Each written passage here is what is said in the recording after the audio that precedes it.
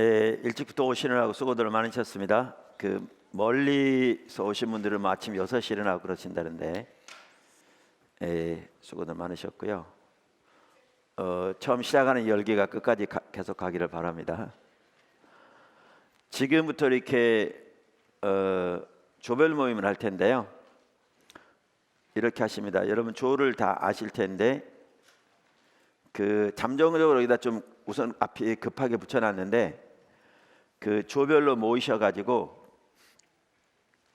2층에도 다 비어 있으니까요. 좀 이렇게 본당 안에서 할 수 있을 거예요. 밖에까지 안 가셔도.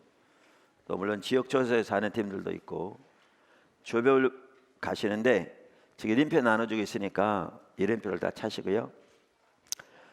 잘 들으십시오. 조장님들은 특별히 잘 들으십시오.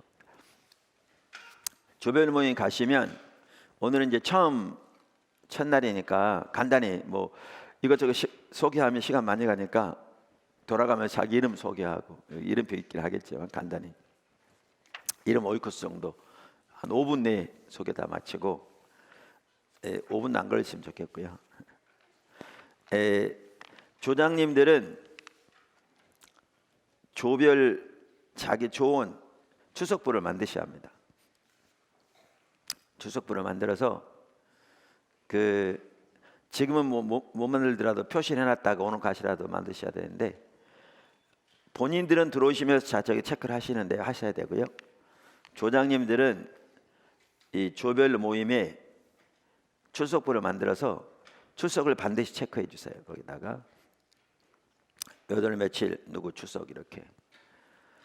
여기 안 왔는데 출석할 수 있는 유일한 분들은 그날 식사 당번만 해주기로 했습니다. 나중에 영상을 보는 조건. 그 외에 다른 분들은 출석 안 한 분들은 체크를 하시면 안 됩니다. 출석 체크를 반드시 해 주셔야 합니다. 그래서 해주시고요. 그 다음에 조별 모임 할 때 그냥 모여서 돌아가면서 얘기하고 그래가지고 사실 그 조별 모임 시간 낭비입니다. 뭐 좋긴 하겠지만 시간 낭비해서 조별 모임한테 어떻게 하시냐면 여기 책에 보면 예를 들면 1단원 1과 하면 끝나면 이가 요점이 있습니다. 뒤에 이 뒤에 보면 요점이 있습니다. 그러니까 이 요점을 다 자세히 하면 시간이 많이 갈 겁니다. 시간이 많이 가니까 그렇게 하지 마시고 예를 들면 1단원 일과 보면 뒤에 요점이 하나님과 첫 번째가 하나님과 친밀한 교제는 우리 신앙의 가장 핵심이요 근본입니다. 그 다음에 하나님은 우리를 사랑의 교제를 나눌 가족으로 창조하셨습니다. 이렇게 나옵니다. 그러면 이걸 쭉 읽어가면서 예를 들면 사랑의 나눌 가족으로 창조하셨습니다. 그러면 그중에 한 분한테 물어보는 겁니다. 어떻게 사랑의 교제를 나눌 가족으로 창조하셨습니까? 뭘 보면 알 수 있습니까? 그러니까 이 내용이 다 있거든요. 그러니까 그거를 물어봅니다. 공부했나 살펴보는 거죠. 이렇게 이 책 뒤에 있는 이 요점을 가지고 돌아가면서 나누게 하고 또 이렇게 답변하게 하고 모르면 질문하게 하고 이렇게 함으로써 이 조별 모임을 합니다. 이해하시겠죠?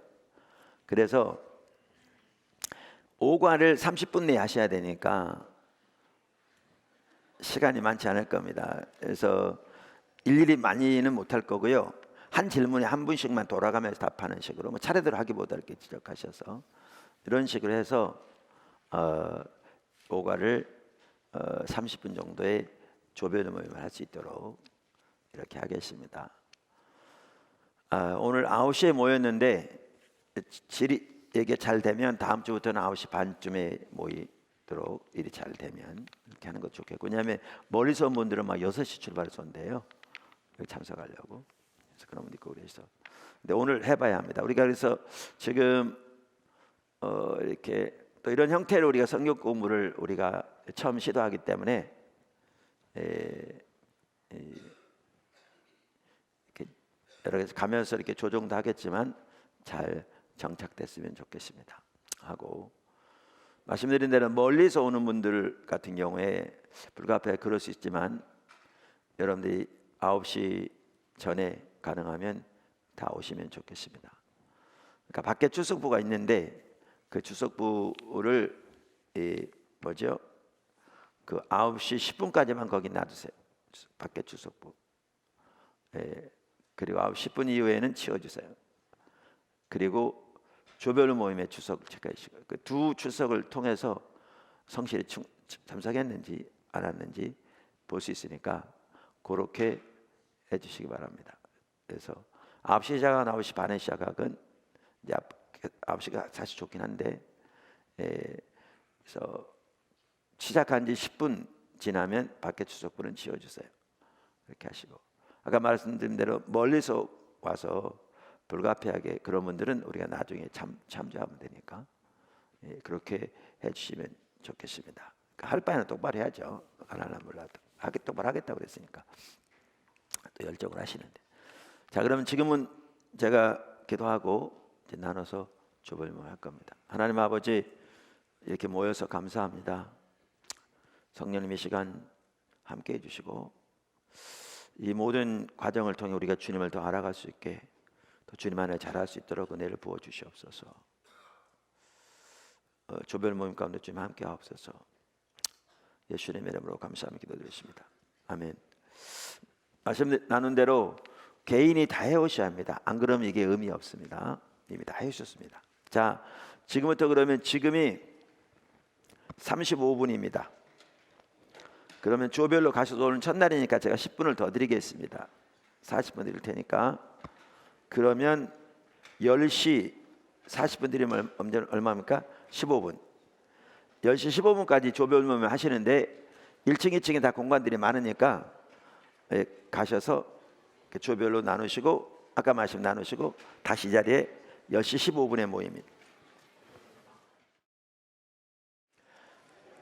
자, 오늘 처음 조별 모임 했는데 지금 오늘은 그 첫 날이라 간단한 소개도 해야 돼서 40분을 드렸습니다. 근데 조별 모임 하다 보니까 지금 40분 하니까 시간이 어떤가요? 1, 자, 손 들어보세요. 1 적절하다. 손 들어보세요. 손 내리시고. 2 너무 짧다. 3 손 내리시고요. 너무 길다. 대부분의 손을 안 드셨네.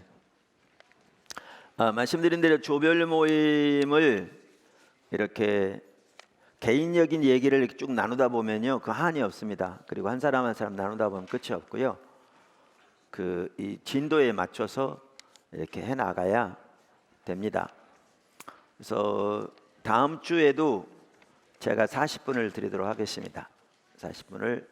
그래서 그 조장님들은 대부분 빨리 오셨는데 한두 분이 늦게 오신 분이 있다고 그래서 조장님들은 반드시 출석부를 만들어서 오늘부터 이미 다 체크를 하셨으니까 집에 가 출석부를 이제 만드셔서 이름 쓰시고 그 다음에 출석을 반드시 체크하셔야 되고요. 그 다음에 모든 그 참여한 분들은 들어올 때 출석부에 반드시 체크를 하셔야 합니다. 밖에 그 출석부는 성경 공부 시작한 찬양 시작한 10분 후에 제거될 겁니다. 그러니까 10분이 넘으면 밖에 출석부는 못 체크합니다. 그리고 조장님들은 반드시 출석을 불러주시고요.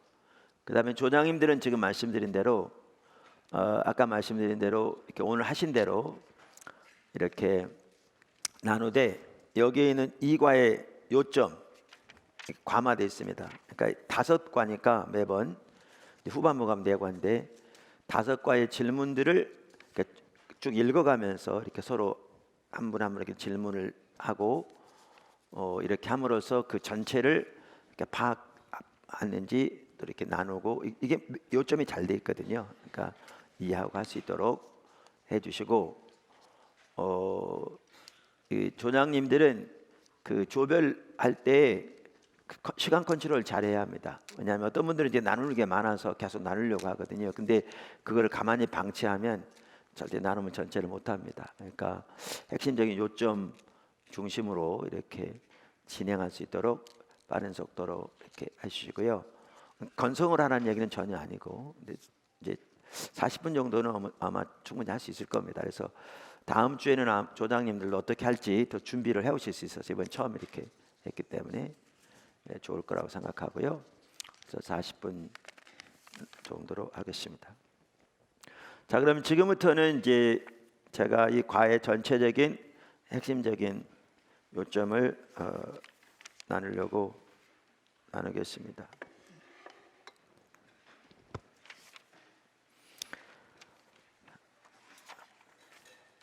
그 1단원은 제목이 신앙의 본질입니다. 보시면 알겠지만, 그래서 이 1단원의 그 목적은 우리 신앙의 본질이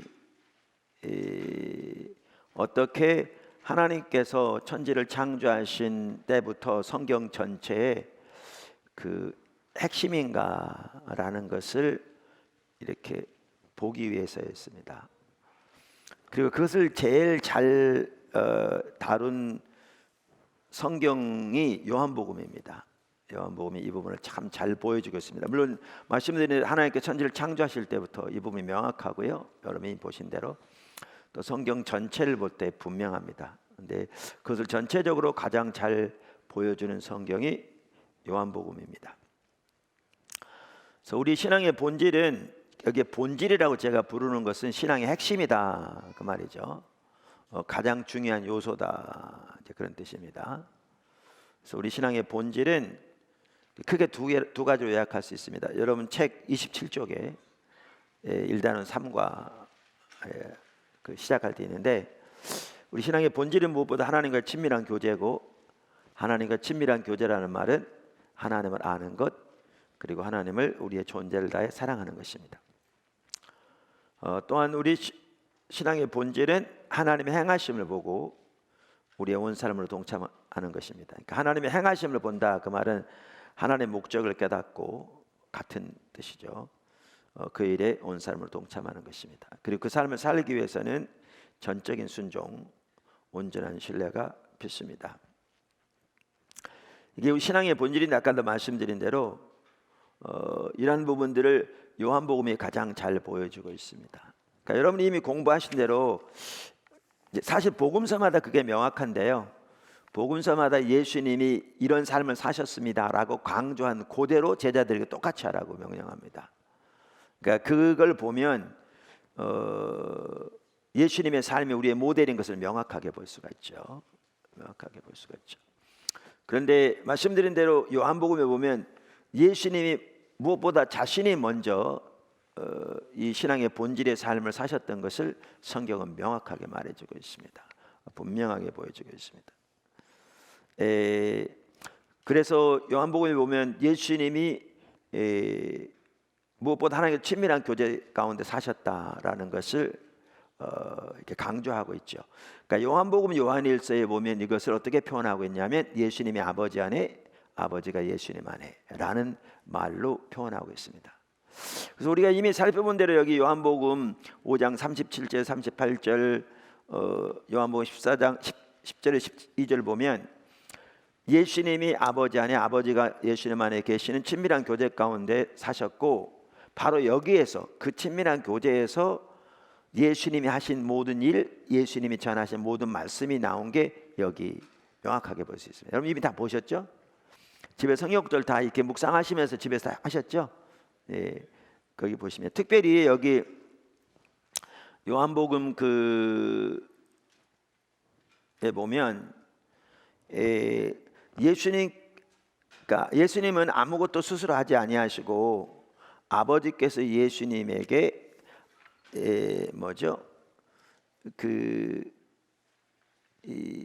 하실 말씀, 그리고 그것을 제가 지금 성경 구절을 갑자기 찾다 보니까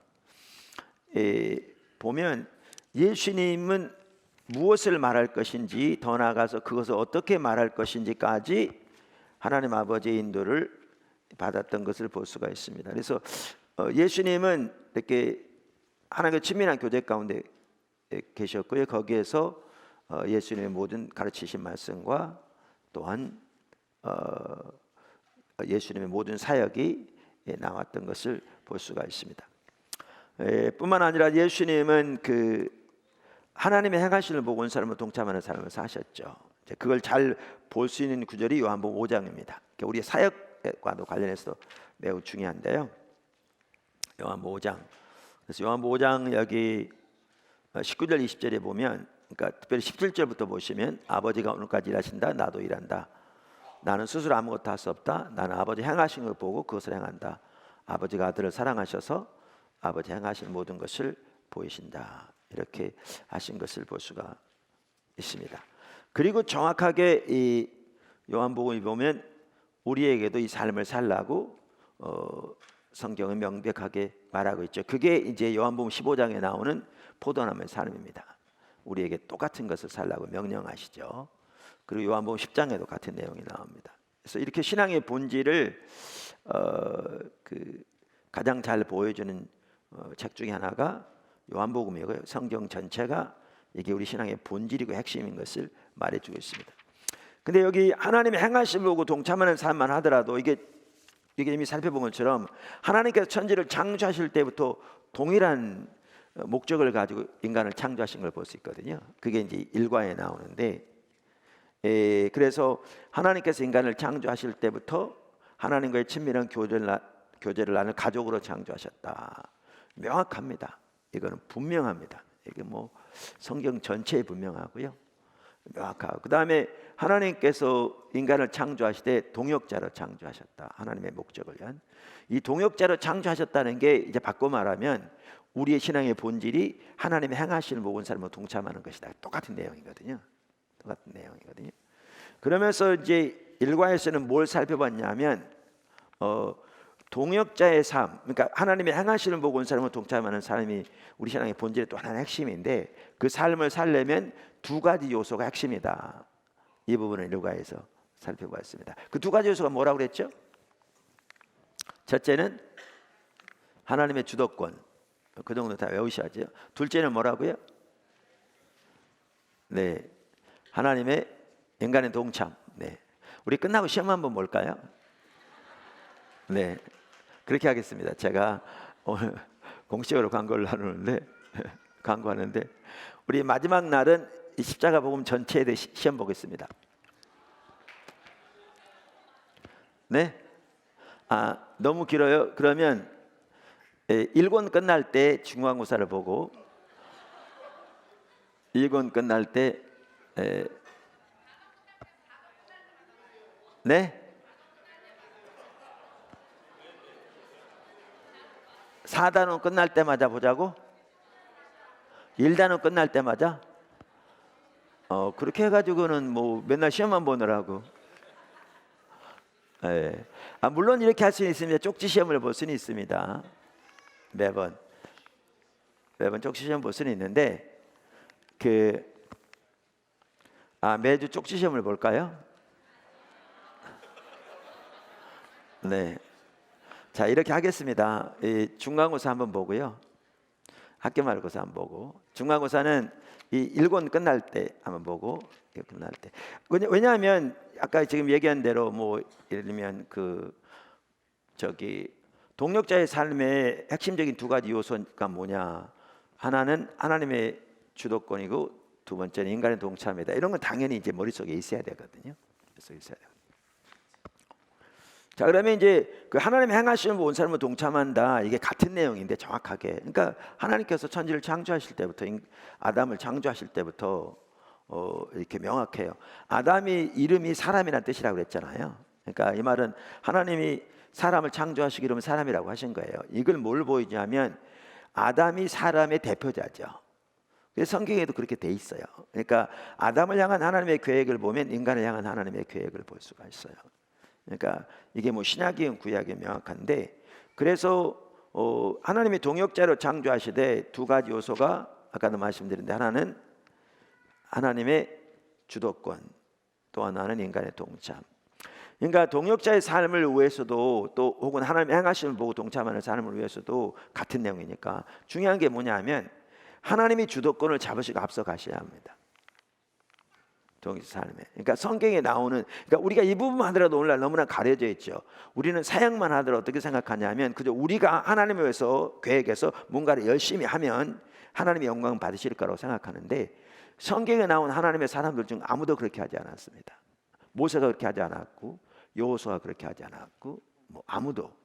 그러니까 하나님의 뜻이 이루어지려면 반드시 하나님의 주도권을 잡으시고 앞서 가셔야 합니다. 출애굽 사건도 그렇게 일어난 것이고 뭐 가나안 정복도 그렇게 일어난 것이고 모든 게 다 예수님이 이 땅에 오신 거 더 말할 것도 없고 모든 게 다 하나님의 주도권을 잡으시고 앞서 가십니다. 그러니까 이게 없으면 아무것도 가능하지 않습니다.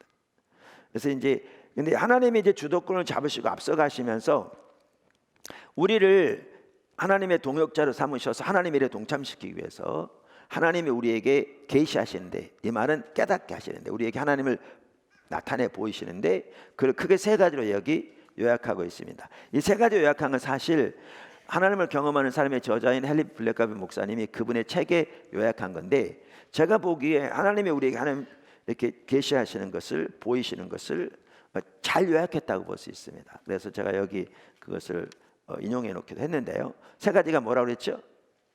하나님 자신을 계시하시고 또 하나님의 목적을 계시하시고 또 하나님의 방법을 계시하신다. 그러니까 하나님 자신을 계시하시는 것은 그러니까 우리 하나님 자신을 계시하시고 우리가 하나님을 알잖아요. 그러니까 하나님을 아는 게 우리 신앙의 가장 핵심이기 때문에 사실 이것은 우리의 신앙의 모든 면에서 가장 핵심입니다. 하나님 자신을 아는 것은.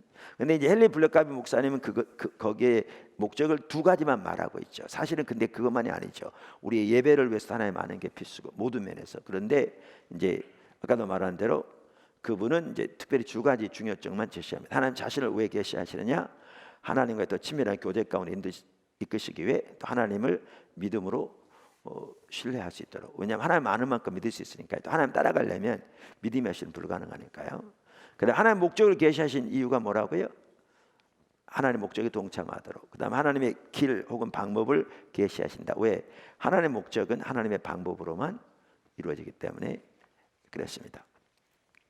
자, 그래서 이와 같이 우리 신앙에서 신앙의 본질은 이 두 가지입니다. 그러면서 하나님이 동일한 삶의 우리를 초청하시고 성경 전체가 지금 명확하고 금방 아담을 창조하실 때부터. 그런데 요한복음이 그걸 잘 보여주는데 요한복음은 그것을 이제 말씀하신 게 한 핵심적인 구절이 요한복음 15장이죠. 우리가 흔히 포도나무의 삶이라고 부르는 이 부분을 보면 명확한데 요한복음 15장 4절 5절 거기에 보면 우리들에게 예수님이 사셨던 동일한 삶으로 우리들에게 명령하고 있는 것을 명확하게 볼 수 있습니다. 명확하게 볼 수 있습니다. 그래서 1절부터 보시면 뭐 명확하지만 이 4절 5절만 보면 이렇게 말하잖아요. 4절 5절 내 안에 거하라 나도 너희 안에 거하리라. 가지가 포도나무에 붙어 있지 아니하면 스스로 열매를 맺을 수 없음 같이 너희도 내 안에 있지 아니하면 그러하리라. 나는 포도나무에 너희는 가지니 그가 내 안에 내가 그 안에 거하면 사람이 열매를 많이 맺나니 나를 떠나서는 너희가 아무것도 할 수 없습니다. 그러니까 여기 보면 반복적으로 나오는 말씀이 뭐냐면 내 안에 거하라 나도 너희 안에 거하리라. 그럼 여러분들이 집에서 공부하셨으니까 선명히 보일 텐데 혹시 더 이제 알고자 하는 분들은 물론 시간은 없었겠지만 이 전이라도 요한복음 전체를 1장부터 한번 쭉 읽어보셨으면 더 명확하게 보았을 텐데 우리가 예수님 안에 예수님이 우리 안에란 말은 명확합니다. 쭉 보시면 제일 먼저 예수님이 그 삶을 사셨고 우리에게 동일한 삶을 살라고 명령하고 있는 것을 여러분 분명하게 보셨을 겁니다. 그리고 그것은 예수님과의 혹은 하나님과의 친밀한 교제를 말하는 것을 명확하게 보셨고 그 다음에 여기에 보면 너희가 나를 떠나서는 아무것도 할 수 없다. 이 말 속에 우리는 요 구절만 보면 잘 모르는데 우리가 집에서 여러분들 이미 예수님의 삶을 보았고 더 나아가서 아까 말씀드린 대로 요한복음 전체를 보면 분명하게 볼 수 있듯이 이 구절은 아까 요한복음 5장 17절 19절 20절에 나온 것처럼 아버지가 오늘까지 일하신다, 나도 일한다. 나는 스스로 아무것도 할 수 없다. 나는 아버지 행하시는 거 보고 그것을 나도 행한다. 아버지가 아들을 사랑하셔서 아들에게 아버지 행하신 모든 걸 보이신다. 정확하게 이것을 의미하는 것을 볼 수가 있습니다. 그래서 여기에 보면 예수님이 사셨던 삶을 우리에게 동일하게 살라고 말씀하고 계시고, 그리고 요한복음 10장에 보면 그 예수님이 자신을 목자로 우리를 양으로 비유하시는데 요한복음 10장에 보면 거기도 보면 정확하게 이 삶을 말하고 있습니다. 이 두 가지 요소. 요한복음 10장 명확합니다. 우리 양인 우리들에게 요구하신 내용을 보면 정확하게 이 두 가지를 요구하고 계신 걸 볼 수 있습니다. 그런데 이제 요한복음 10장에 보면 왜 그렇게 비유하셨냐면 그 삶을 살 때 우리에게 하나님의 생명이 넘치는 그것을 오성영 박사는 구원의 축복이라고 표현하는데, 저는 하나님의 살아계신 실제적인 역사 다 같은 얘기 됩니다. 생명이 넘치게 되고 요한복음 15장은 동일한 삶을 말하면서 우리가 이 삶을 살 때 하나님의 열매가 풍성해야 된다라는 것을 성경이 말하고 있는 거 보여지죠. 그러면서 요한복음 15장에 보면 이 삶을 사는 것이 이게 신앙의 본질이고, 이걸 이제 저는 포도나무의 삶이라고 부르기도 하는데, 삶을 사는 것이 하나님 우리를 택하신 목적이다. 명확하잖아요. 우리가 하나님 택한 게 아니고 하나님 우리를 택하셨는데 그 목적이 열매 맺도록 이 삶을 살도록 하게 합니다. 그만큼 그 다음에 이 삶을 살 때 우리가 영광을 받고 하나님 뜻이 이루어지고, 그러니까 우리가 이렇거든요. 주기도문 하늘에 계신 우리 아버지여, 자 이름이 거룩히 여김을 받으시며 하나님 나라가 이 땅에 마시며 하나님의 뜻이 하늘에 주어진 것처럼 땅에서 이루어지리이다, 이렇게 말했는데 이게 어떻게 이루어지냐고요. 가장 핵심적인 내용인데 이게 각 성도가 포도나무의 삶을, 다시 말하면 이 신앙의 본질의 삶을 살 때 정확하게 이게 이루어지는 겁니다. 이 삶을 살 때 하나님의 이름이 영광을 받으시고, 이 삶을 살 때 하나님의 통치, 하나님의 나라가 이 땅에도 확장되어지고, 이 삶을 살 때 하나님의 뜻이 이 땅에서 이루어져요. 정확하게 이 삶을 살 때. 그러니까 이게 하나님께서 우리를 이렇게 택하신 목적이다. 우리 각자를. 이게 하나님의 의도입니다. 그러니까 하나님은 모든 사람을 우리가 하나님 택한 게 아니고 하나님 우리 택하신 거 우리는 너무나 잘 압니다. 여러분 신앙생활 조금 하셨으면 우리가 예수를 믿었다는 것은 만세전부터 하나님 우리를 택하셨다, 그래서 구원받게 되었다라는 것은 너무나 잘 아는 사실이죠. 그리고 오늘날 그걸 모르는 사람은 많지 않습니다. 근데 하나님께서 우리를 왜 택하셨느냐? 여러 가지 이유가 있겠지만 가장 주된 핵심 중에 하나가 뭐냐면 오늘 여기 나오는 게 우리로 하여금 이 신앙의 본질의 삶을 살도록 택하신 겁니다.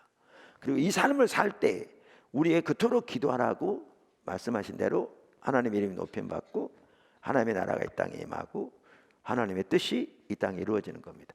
각 성도가 이 삶을 산다고 생각해 보십시오. 세계적으로 어마어마한 일이 일어날 겁니다. 뭐만 이해하세요? 어마어마한 일이 일어나겠죠. 이게 하나님의 의도입니다. 이게 하나님 백성을 향한 하나님의 의도고, 이게 하나님께서 인간을 창조하실 때부터 계획하신 의도입니다. 근데 이제 심각한 게 그거죠. 심각한 게 뭐냐 하면 오늘날 우리는 하나님 우리를 택하셨다, 구원받은 성도들, 이거를 모르는 사람은 많지 않습니다. 그건 다 알죠. 어떤 사람 하나님 택하셨다는 자부심만 하늘 찌르는 구약의 이스라엘 백성들처럼 그런 사람이 있는데, 택하셨다는 사실을 모르는 사람은 많지 않은데 하나님이 의도하신 이 신앙의 본질, 이 십자가의, 다시 말하면 포도나무의 삶, 이 삶을 사는 사람들이 많지 않습니다. 그건 심각하죠. 하나님이 우리를 택하신 목적이 이 삶을 살도록 하기 위한 건데 그 목적이 지금 훼손되고 있는 거죠. 그러니까 이게 심각한 거죠. 그래서 이 신앙의 본질이 이토록 우리 신앙의 핵심이고, 이 삶을 사는 게 우리가 이제 예수님이 제자가 되는 거죠. 왜냐하면 예수님 그 삶을 사셨기 때문에 삶을 사는 게 우리 제자가 되는 거예요. 이게 다 요한복음 15장에 나온 내용들입니다. 이 삶을 살 때 우리의 기도가 놀랍게 응답된다. 여기 보면 기도 응답에서 반복해서 말했잖아요. 15장에도 2번, 14장에도 1번, 3번씩이나. 그러니까 이 말은 뭐냐면 이 삶을 살 때 하나님의 살아계신 역사가 우리 가운데 나타난다는 거죠. 하나님 뜻이. 그러니까 우리가 하나님의 행하심 보고 갈 때 이게 우리의 계획이 아니라 하나님의 일이기 때문에 하나님이 하나님의 능력으로 뒷받침하시는 거죠. 그거를 우리의 기도가 응답된다고 표현하고 있죠. 그다음 이러한 삶을 살 때 놀라운 하나님의 그 기쁨의 삶수 넘치죠. 사실 말씀드린 대로 이렇게 이 포도나무 교회 이름이 포도나무 교회인 게 이제 올해 25주년입니다. 창립 기념일이 얼마 안 남았는데 25주는 좀 뭔가 성대하게 해야 되지 않나요? 그럼 뭐 준비를 진작부터 했어야 되는데 우리 준비도 아무것도 안 하고 있는데 지금 한 달 반, 2달 정도밖에 안 남았는데 25주년인데 올해 제가 처음 교회를 개척할 때 하나님의 의도하신 바가 안 되니까 어느 날 새벽 기도하는데 하나님께서 됐다 너 다시 처음부터 시작해 그런 마음이시더라고요. 그러면서 이제 분당에서 교회를 개척을 원하시고 이제 그렇게 계속 기도하는 중에 하나님이 포도나무 교회라고 이름을 하라고 그런 마음이셨어요. 왜냐하면 그때 한참 이 부분을 이렇게 제가 배워가면서 교회에 집중적으로 설교하고 이렇게 했었거든요. 그 당시. 근데 하나님이 이런 교회를 세우라는 거죠. 이런 교회를 세우라. 그래서 이름을 포도나무 교회로 하라. 사실 초기부터 그렇기 때문에 이렇게 분당에서 교회가 이렇게 세워졌을 때 이제 입주하니까 여러 사람들이 방문했습니다. 그때 올 때 그들은 기존적인 개념의 어떤 신앙생활, 가치관, 예배에 대한 자세, 뭐 신도시 오면 뭐 새로 교회 등록해서 뭐 등등 이러한 행태, 태도, 자세 이런 걸 가지고 왔을 때 하나님께서 강력하게 설교하게 하시고 그래서 대부분 다 떨어져 나가고 그러면서 이제 이런 부분들을 깨닫고 보는 사람들 중심으로 아주 작은 수였지만 초기일수록 이제 모여지면서 정말 어떻게 보면 교회가 망했어야 하는데 세상적으로 말하면 교회는 망하지 않습니다. 포도나무 교회는 망해도 하나님의 교회는 안 망해요. 근데 왜냐하면 하나님 나라는 여전히 계속될 거니까. 근데 그랬어야 되는데 하나님께서 강력하게 뒷받침하셔서 오게 되는데 사실 이게 우리 성도들이 그러니까 모든 성도가 살아야 할 삶이고요. 신앙의 본질 이게 포도나무 교회는 더욱더 누구보다 앞장서서 우리 모든 지체들이 삶을 살아야 합니다. 이렇게 하나님께서 교회를 세우신 목적이기도 하고. 자, 그래서 우리가 신앙의 본질을 이렇게 명확하게 볼 수 있습니다. 성경 전체적으로. 그리고 요한복음에서 더욱더 요한복음만 말하는 게 아니라 그 부분을 요한복음이 가장 잘 보여주고 있습니다. 그런데 이제 이 신앙의 본질과 같은 가치관의 핵심이 뭐냐면 하나님 중심적인 삶입니다. 하나님 중심적인 삶. 이 둘이 분리되지 않습니다. 그게 이제 이 1단원의 4과와 5과에 나오는 내용입니다. 그러니까 하나님의 인간을 창조하실 때부터 아까도 말씀드린 대로 하나님과의 친밀한 교제를 나를 가족으로 창조하셨고 또 이 땅에서 하나님의 목적을 위한 하나님의 동역자로 창조하셨다. 그러니까 사실 앞에서 우리가 좀 살펴봤지만 이 동역자의 삶이 아까 제가 얘기하다 말했는데 하나는 뭐라고요? 한 요소가 하나님의 주도권, 또 다른 요소가 뭐라고요? 인간의 동참. 그래서 이 동역자의 삶이 되어지려면 하나님의 주도권을 잡으시고 앞서 가셔야 합니다. 지금 여태가 살펴본 것처럼. 근데 이 하나님의 우리를 동역자를 삼으셨다는 게 이게 얼마나 참 귀하고 놀라운가 하면 하나님의 주도권을 잡으시고 앞서 가시되 인간의 동참이 필수적인 한 요소라는 거죠. 그러니까 이걸 보면 하나님이 인간을 이제 오늘날로 말하면 하나님의 백성들을 얼마나 물론 모든 사람들이 그렇게 하나님의 백성으로 구원받기를 원하시고요. 얼마나 사랑하시는가, 하나님의 백성의 그 특권이 얼마나 소중한가라는 걸 볼 수 있는 하나의 핵심이 뭐냐 하면 이 동역자의 삶을 보아도 그렇습니다. 동역자의 삶을 보아도. 그러니까 그 하나님의 주도권과 인간의 동참이 딱 만나져야 하나님의 역사가 일어나는 거죠. 그러니까 한편은 하나님이 주도권을 잡으시고 앞서 가시는 게 없으면 아무것도 일어나지 않는데 또 하나는 하나님이 주도권을 잡으시고 앞서 가셔도 인간의 동참이 있어야 하나님 뜻이 이루어지는 거죠. 뭐냐 하면 하나님의 이 땅에서 사람을 통해서 일하시고 작정하셨기 때문에 그런 거죠. 사람을 통해서 일하시고, 여기에 놀라운 신비가 있고요. 여기에 놀라운 신비가 있고, 여기에 정말 인간을 향한, 우리 또 특별히 하나님의 백성을 향한 하나님의 사랑이 들어 있습니다. 그래서 그것을 잘 볼 수 있는 게 여기 지금 책에 나온 것처럼 누구의 예를 통해 잘 볼 수 있냐면 우리 엘리야의 예를 통해 잘 볼 수 있거든요. 우리가 이미 여기 여러분 책에서 다 공부하신 대로 그 당시에 이스라엘 백성들의 죄로 인해서 하나님께서 그 비를 막으시죠. 하늘을 닫으시죠. 그때도 하나님께서 엘리야에게 가서 아합에게 말하라고 그렇게 말해요. 비가 내리지 않을 거라고. 근데 이 경우에 중요한 게 그거예요. 엘리야가 하나님의 인도하심 없이 가서 아합에게 그렇게 외쳤다면 그 아무런 의미가 없는 거죠. 하나님의 주도권. 근데 하나님의 주도권을 잡고 가실 때 거기에 인간의 동참이 필수인데, 그걸 다른 말로 하면 하나님의 행하심을 온 사람은 동참하는 게 핵심인데 같은 거라고 그랬잖아요. 그 하나님의 행하심에 보고 행하심에 온 사람은 동참하려면 뭐가 필요하다고 그랬지 아까? 전적인 순종과 온전한 믿음이 필수라고 그랬잖아요. 온전한 믿음이 필수라고 그랬는데 여기 보세요. 아합에게 가서 알리라 그랬을 때 믿음이 없이는 못 갔습니다. 그 아합 왕은 포악한 왕이었는데 가서 그렇게 말했다가는 당장 목 날아갈 수 있거든요. 믿음이 없이는 못 가죠.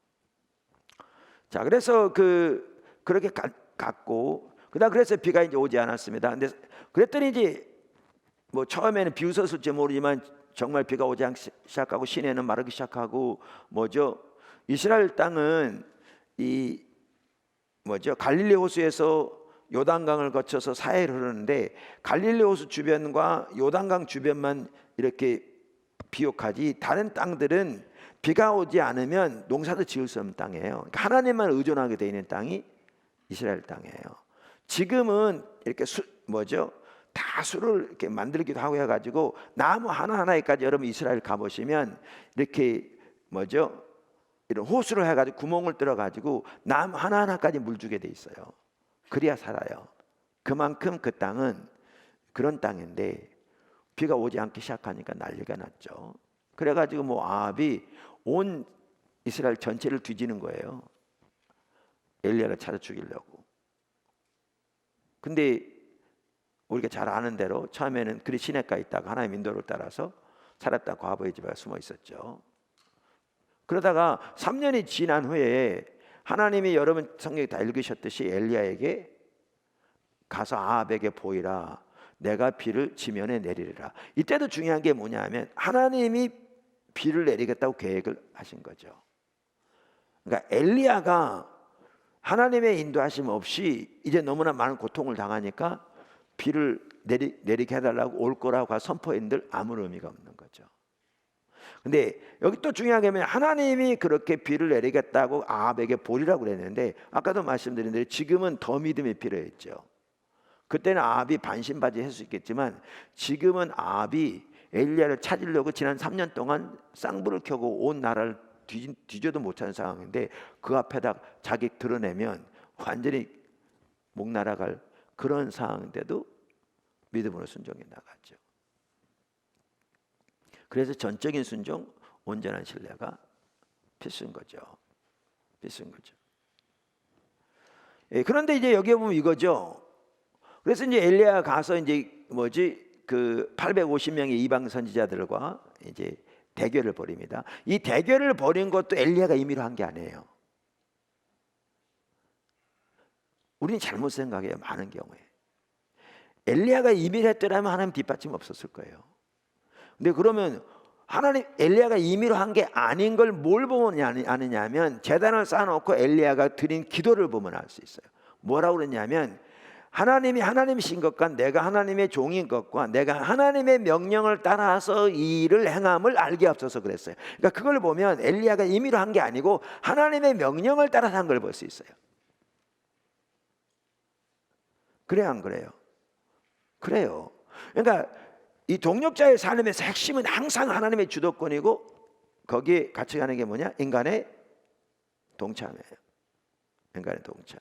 그러니까 동력자의 삶을 다른 말로 표현하면 하나님의 행하신 모든 사람을 동참하는 사람. 그러니까 성경 전체가 처음부터 명확하다 그 말이에요.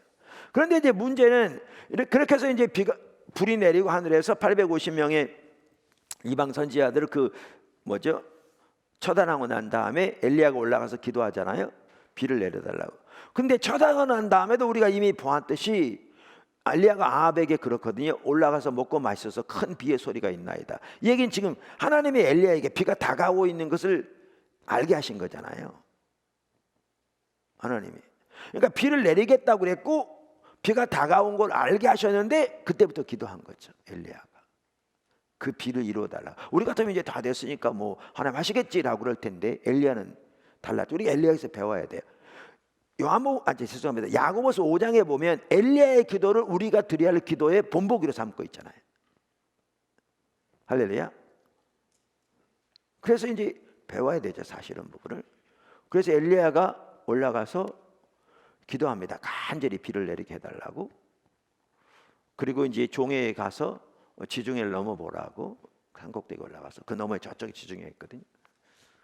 그 다음에 아무 일 없다고 그랬더니 또 간절히 기도합니다. 그렇게 하길 7번까지 하죠. 7번은 완전 쓰거든요. 7번째 올라갔다 오더니 손바닥만한 구름이 떠오른다.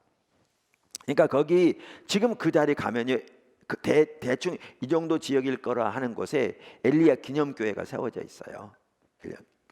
그리고 이제 그 옆으로 이제 앞에가 이스라엘 평양가 있고 거기가 기손 시내까지 이게 있고요. 그 꼭대기 올라서 저 맞은편 보면 저쪽 멀리 지중해가 보여요. 그러니까 게하시가 거기 올라 그걸 본 거죠. 그러니까 손바닥만의 구름이 떠올랐단 말은 여기서 볼 때 저기서 보니까 조그마한 손바닥만한 구름이었으니까 조그마한 구름덩이 하나가 저 멀리 떠올랐다 그 얘기죠. 그 얘기죠. 근데 그랬더니 이제 엘리야가 됐다 하고 달려가는데 그게 커져서 큰 비가 왔잖아요. 근데 이제 성경에 뭐라고 돼 있냐면 여러분 보신 대로 야고보서에 보면 하나님이 누구의 기도 응답으로 비를 보냈다고 써 있어요? 엘리야의 기도 응답으로 비를 내리셨다고 써 있어요. 명확하게 써 있어요. 그렇게 성경에. 그러니까 이걸 바꿔 말하면 뭐냐면 엘리야가 기도 안 했으면 비가 왔겠냐 그 말이에요. 안 왔겠죠. 성경대로라면. 성경대로라면. 여기에 중요한 게 하나님의 주도권과 인간의 동참입니다. 우리나라 같은 경우에는 이제 장로교가 많다 보니까 예정론, 당연히 성경에 예정론이 나옵니다. 성경에 나와요. 문제는 그걸 지나치게 강조한 나머지 인간의 책임을 너무나 소홀히 하게 하는, 그러니까 하나님 뜻이면 그냥 하나님 이루실 것처럼 한쪽만 강조되는 이런 경향이 적지 않아요. 하나님 뜻이면 하나님 이루시겠지. 성도들 사이에도 그런 인식이 너무나 적지 않아요. 어리석은 거죠. 성경은 그렇게 말하고 있지 않거든요. 그러니까 이제 제가 늘 하는 얘기가 그 얘기예요. 홍해 앞에 왔을 때에도 보세요. 지금 앞에는 홍해고 뒤에는 애굽의 병사들인데 모세가 생각하기를 어떡하냐, 이 지팡이를 가지고 내가 홍해를 때리면 아니면 홍해에게 내밀면 갈라지리라 믿습니다 하고 내밀었으면 갈라졌겠냐 그 말이에요. 그렇게 내밀 리도 없고요. 그렇다면 갈라지도 않았겠죠. 그거요 하나님이 내밀라고 그랬어요. 그 상황에서 모세가 하나님이 말씀하신 걸 듣고 잠잠하라, 두려워하지 말라, 이제 하나님께 속겠다, 하나님 싸우신 걸 보라 그래놨는데 정신 차리고 보니까 자기가 무슨 말을 했나 싶으니까 하나님 앞에 부르짖었죠. 그랬더니 하나님이 네가 왜 내게 부르짖냐 그러거든요. 그러면서 지팡이를 들고 손을 내밀어. 하나님 주도권이죠. 근데 문제는 내밀 때 이게 믿음이 필요한 거죠. 근데 문제는 이거죠. 모세가 안 내밀었으면 어떻게 되겠냐 그 말이죠. 최소한 그 시대는 바다 안 갈라졌을 겁니다.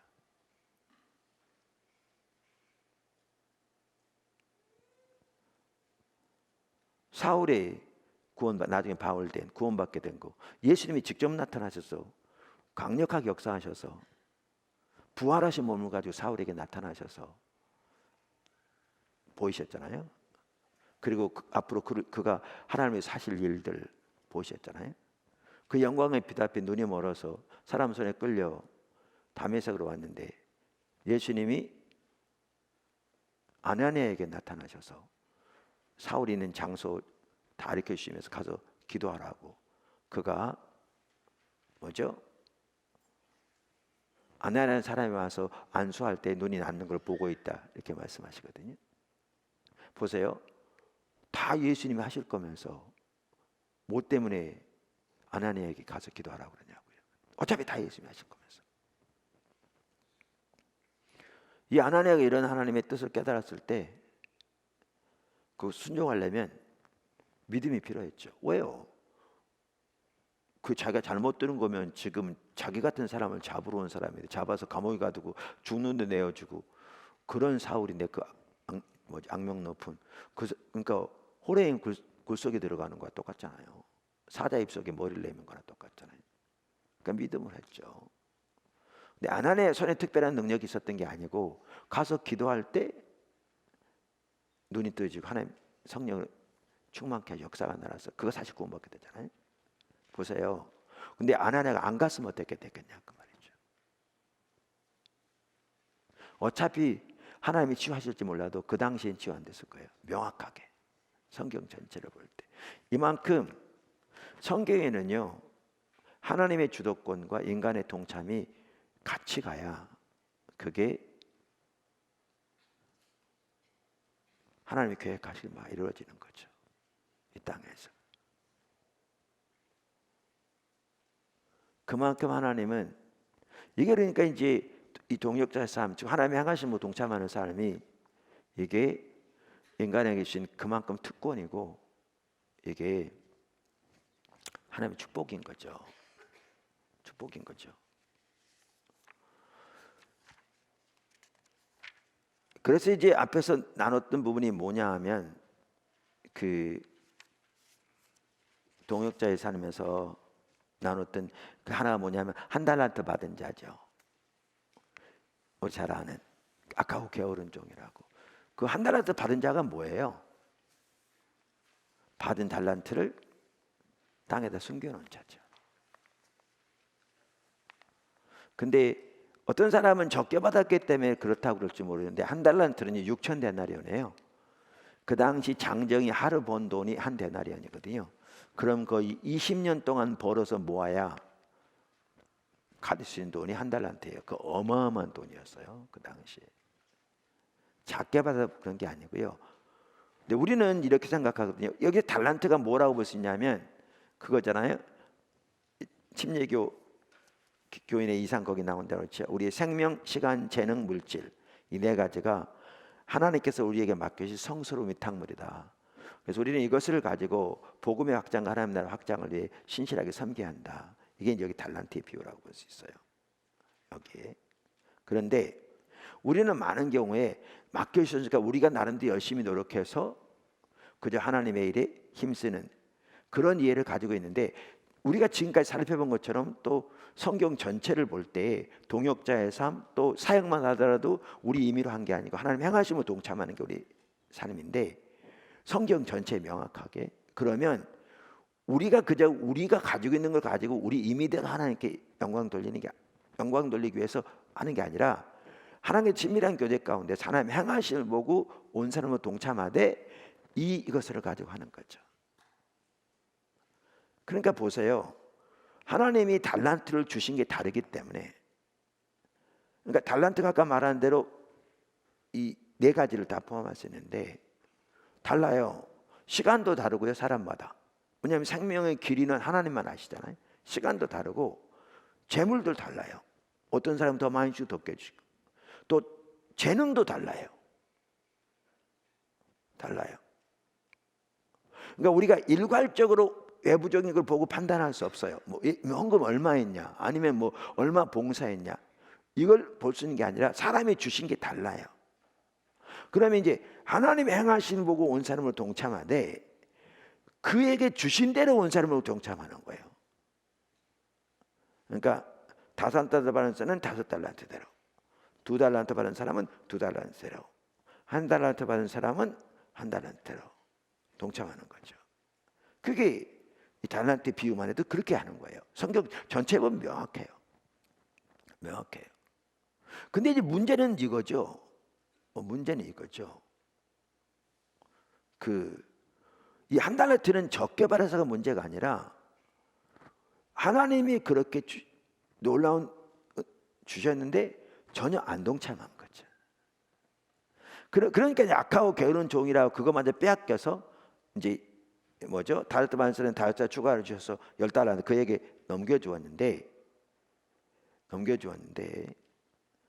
우리는 그 사람의 고백에 보면 이 1달란트 받은 사람이 누구인가를 알 수 있다고요. 그 고백. 여기 주인이 왔을 때 예수님이죠. 뭐라고 고백했죠? 우리가 이미 보았는 대로 하나님은 굳은 분이기 때문에 내가 뿌리지 않아도 능히 거두시고 내가 해치지 않아도 모으신 걸로, 내가 하지 않아도 하나님은 능력이 하나님이기 때문에 능히 하실 줄 아는 거로 자기가 거둬놨다. 이게 뭐냐면 이거예요.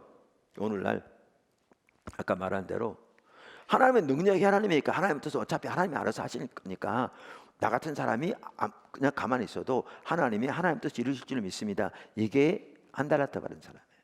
여기 이걸 악하고 게으른 종이라고 그래요. 어떻게 보면 믿음 있는 사람 같아요. 매우. 왜? 그의 고백을 보세요. 근데 가치관이 잘못된 거죠. 근데 오늘날 그런 사람 절대 적지 않아요. 아까 포도나무 삶을 살지 않은 사람이 너무나 많다고 그랬잖아요. 오늘날 이런 사람 진짜 적지 않습니다. 그래서 이게 신앙의 본질입니다. 명확하게. 그리고 이게 하나님의 우리를 부르신 특권이고요, 사랑이고요. 이 삶을 살 때 하나님 뜻이 이루어지는. 요한복음이 가장 잘 보여줄 뿐만 아니라 성경 전체가 그것을 명확하게 말해주고 있죠. 근데 이제 말씀드린 대로 이제 제가 하다 이제 다시 약간 뒤로 들어갔는데 이거와 같이 가는 게 뭐냐? 같이 가는 게 하나님 중심적인 삶이에요. 그러니까 인간을 창조하실 때부터 하나님께서 아까 말씀드린 대로 사랑의 교제를 나누는 가족으로 동역자 삶을 창조하셨는데 동시에 하나님께서 인간을 창조하실 때부터 하나님 중심적인 삶을 창조하셨어요. 명확해요. 이거는 다른 것도 마찬가지.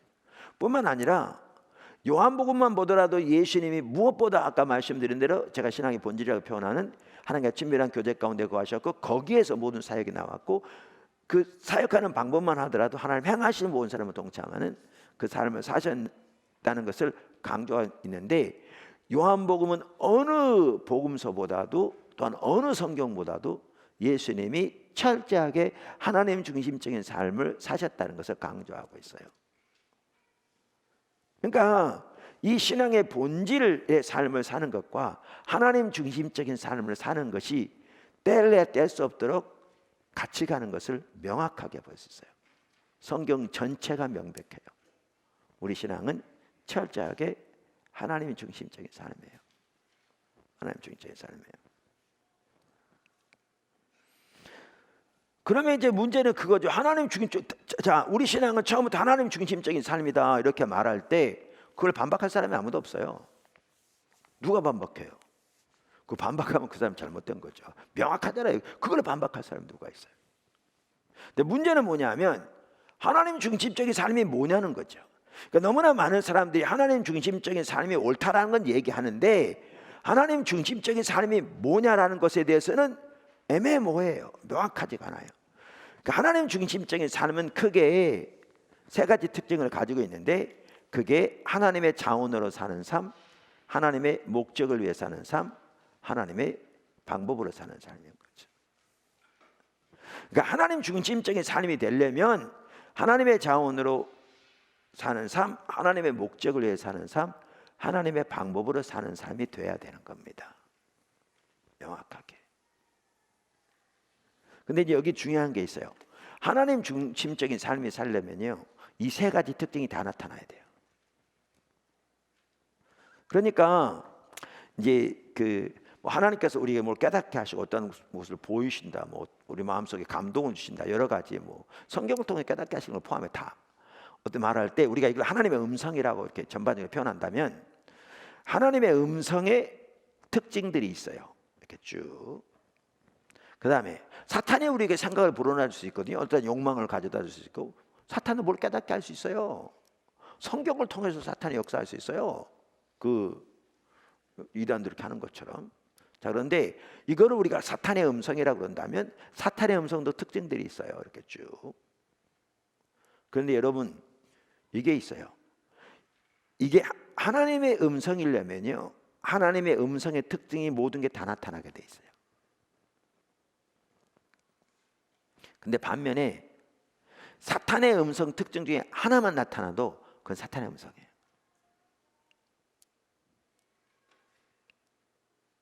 그러니까 하나님의 음성이 되려면 하나님의 음성의 특징이 전체가 나타나고요, 나야 되고요. 반대로 사탄의 음성의 특징 중에 하나만 나타나도 그건 사탄의 음성이에요. 그러니까 하나님 중심적인 삶이 되려면 하나님 중심적인 삶의 특징이 다 나타나야 돼요. 조금 전에 나올 텐데 하나님 중심적인 삶의 반대가 자기 중심적인 삶인데, 그럼 자기 중심적인 삶의 특징이 한 가지만 나타나도요, 그건 자기 중심적인 삶이에요. 이게 중요해요.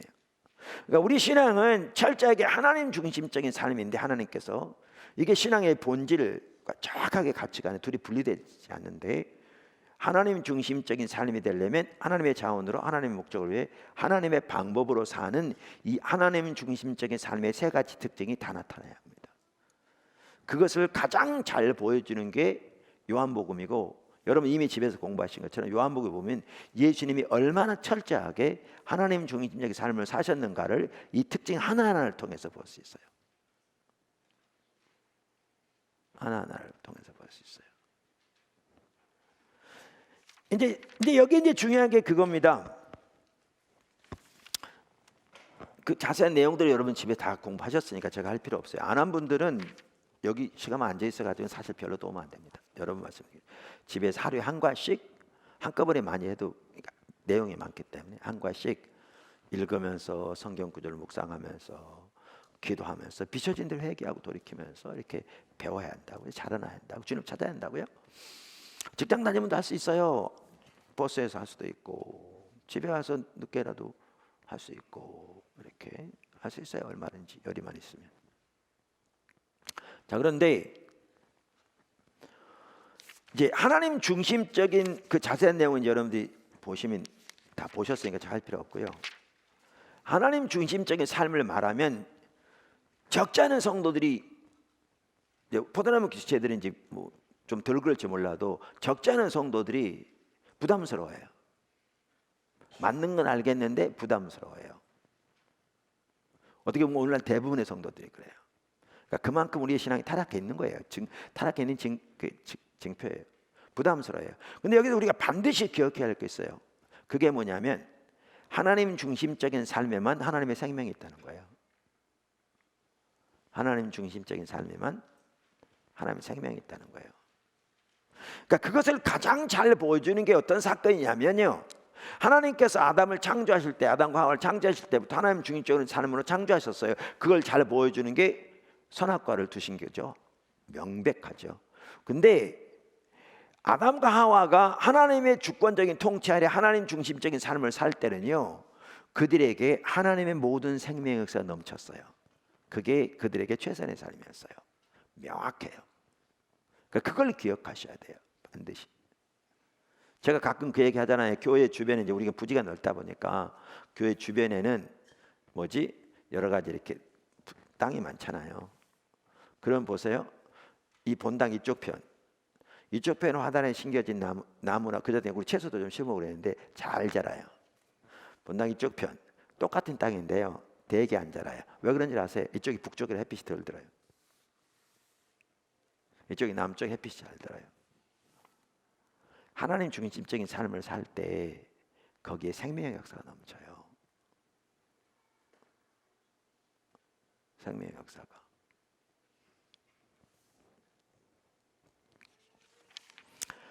그 다음에 이제 하나님 중심적인 삶의 반대가 뭐예요?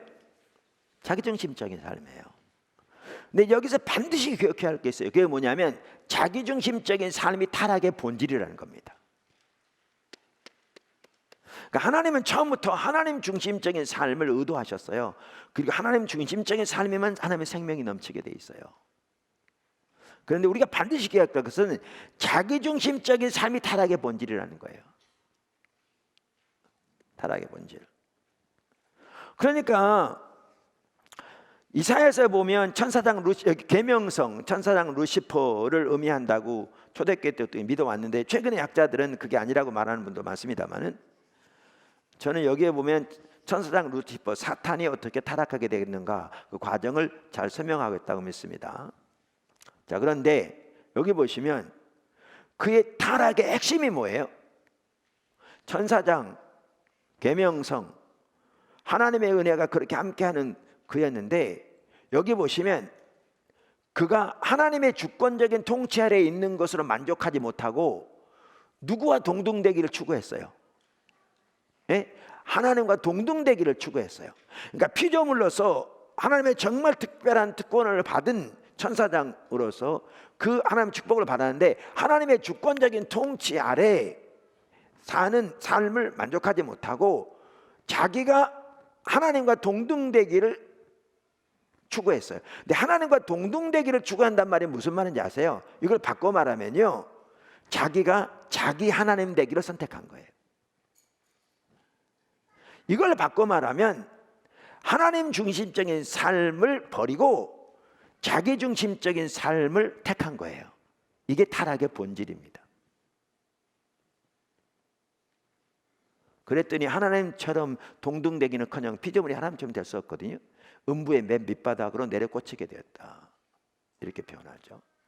자, 그 사탄은 피조물이기 때문에 하나님의 상대가 되지 못합니다. 여러분 가끔 뭐 이렇게 팩트 체크가 필요한 많은 것들이 막 인터넷 떠다니는데 구름 모양에서 예수님 모양 나오고 사탄의 모양 나와서 서로 막 대결하는 것처럼 보이는 이런 구름 모양도 있잖아요. 이거 거짓말일 겁니다. 그리고 혹시 구름이 진짜 있었다면 그 우연한 구름 모양이고요. 사탄은 예수님의 상대가 되지 못합니다. 예수님은 창조주시고요, 창조주의 본체고 사탄은 피조물이기 때문에 사탄이 하나님의 상대가 되지 못합니다. 사탄은 자기가 악한 자로 받아들여지는 것은 상관없이 자기가 오히려 하나님의 상대라는 것을 내세우기를 원합니다. 근데 사탄은 하나님의 상대가 되지 못합니다. 전혀. 그러니까 사탄은 누구를 대적하느냐? 하나님의 백성들을 대적합니다. 하나님의 상대가 될 수 없어요. 피조물이 창조주를 상대하세요. 그러니까 하나님 백성들을 대적해요. 하나님 백성들을 시험하고 하나님 백성들을 무너뜨리고 하나님 뜻에 부합한 삶을 살지 못하도록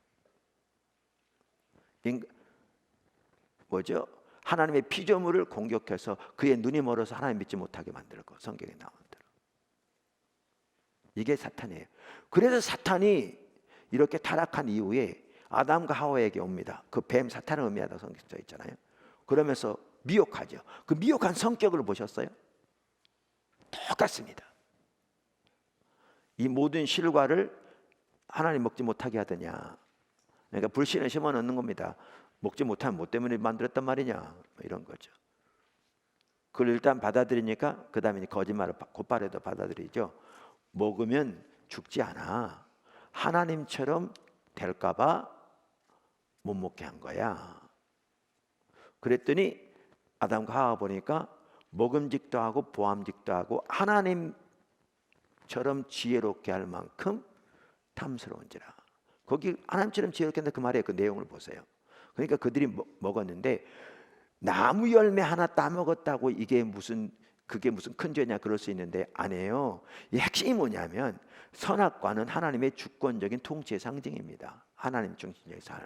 근데 이걸 따먹었다는 얘기 그 내용을 보시면 알 수 있듯이 하나님의 주권적인 통치 아래 사는, 즉 하나님 중심적인 삶을 버리고 자기가 하나님처럼 되기를 선택한 겁니다. 다시 말하면 자기가 자기 하나님 되기를 선택한 겁니다. 여러분 사탄의 타락도 그렇고 똑같은 성격으로 시험합니다. 사탄의 타락도 그렇고요. 사탄이 와서 인류를 미혹한 성격의 핵심이 뭐냐? 똑같습니다. 하나님 중심적인 삶을 버리고 자기 중심적인 삶을 취하라는 겁니다.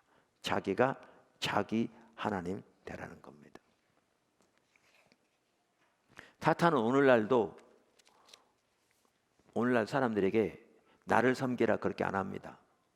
네 자신을 섬기라 이렇게 말합니다.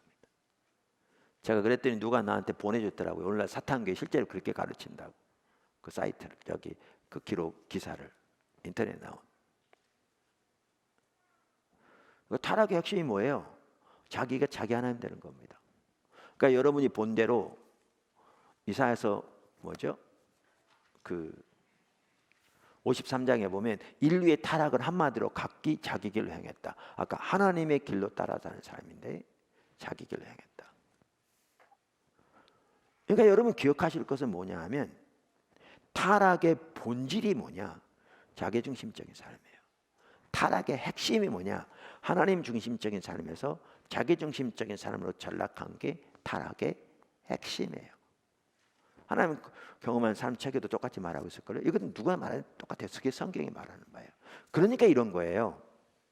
그러니까 이사야 시대처럼 바리새인처럼 종교적인 의식이 아무리 많아도, 그리고 그 종교적인 의식들이 성경대로 되어진 것이라 할지라도 그들이 자기중심적인 삶을 살면 이건 하나님 앞에 전적으로 타락한 삶이에요.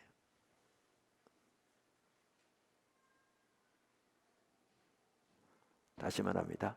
종교적인 의식이 아무리 많아도, 그리고 그 의식들이 전적으로 성경적으로 드려지는 의식들이라 할지라도 자기중심적인 삶을 살면 그것은 전적으로 타락한 삶이에요. 그래서 이사야 시대든지 바리새이들든지 그들의 예배만 하더라도 하나님이 그렇게 증오하신다고, 견디지 못하시고 미워하신다고 말씀하셨어요. 이런 관점에서 오늘날 우리들을 봐야 돼요.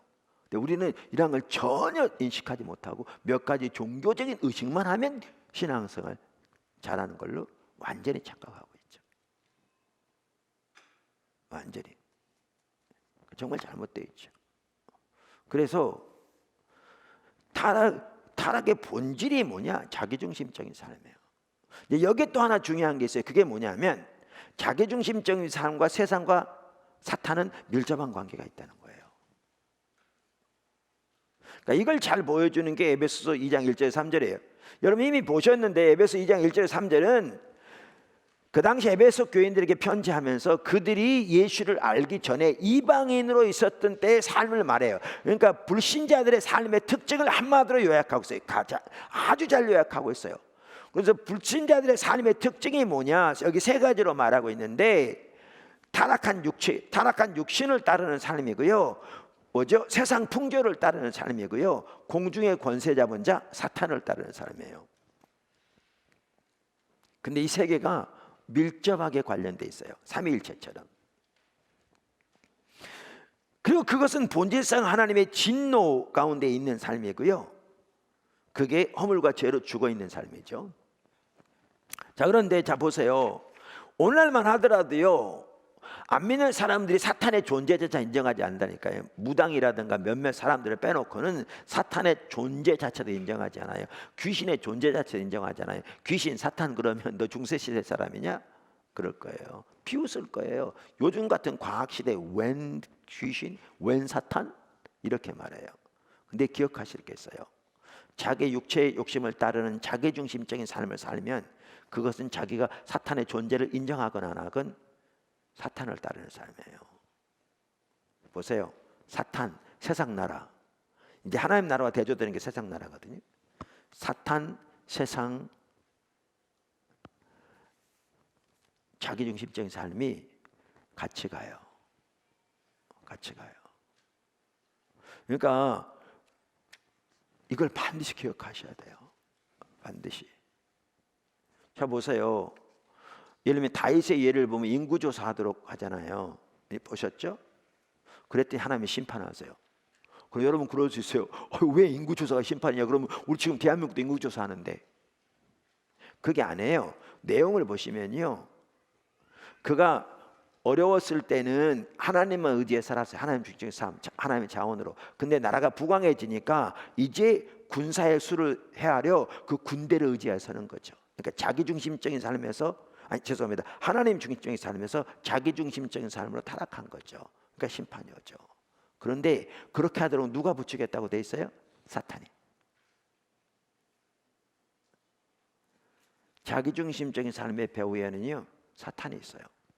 사탄과 세상과 자기중심적인 삶은 삼위일체처럼 분리되지 않습니다. 같이 갑니다.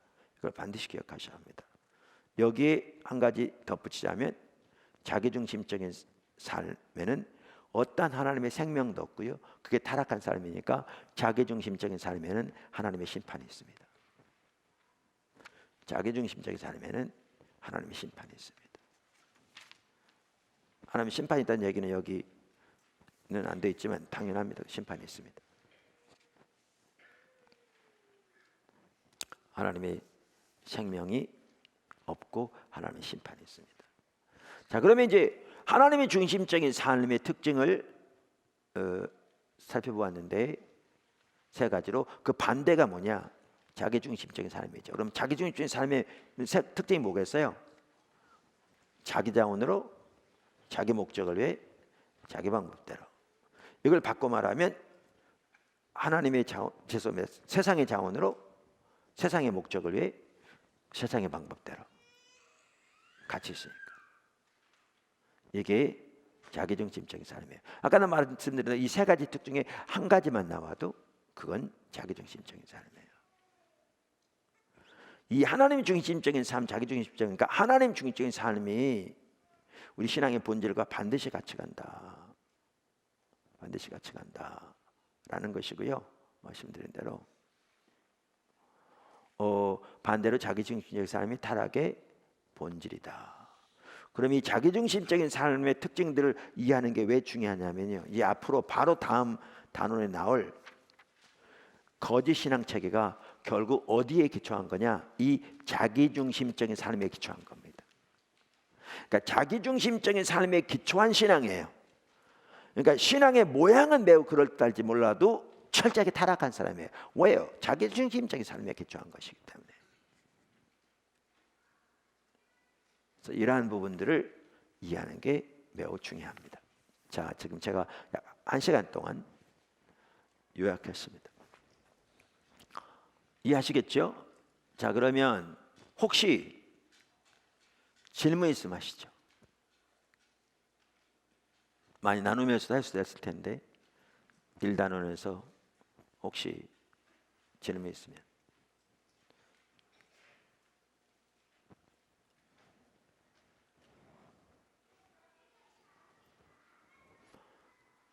없어요? 다 이해하시겠습니까? 네. 공부를 제대로 안 하셨거나 공부를 워낙 잘하셔서 다 이해했거나. 네. 잘 안 들려요.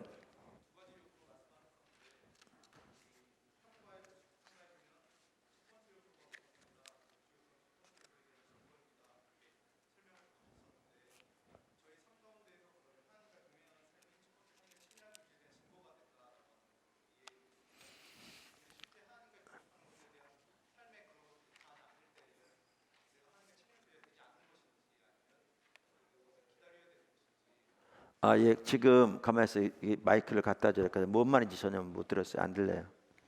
큰 소리로 해야 될 것 같아요. 다음 주부터는 마이크를 준비할 테니까.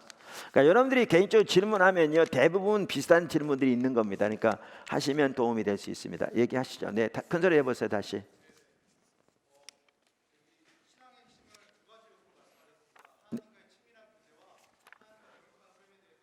네, 신앙의 본질 핵심을 두 가지로 얘기했습니다. 네.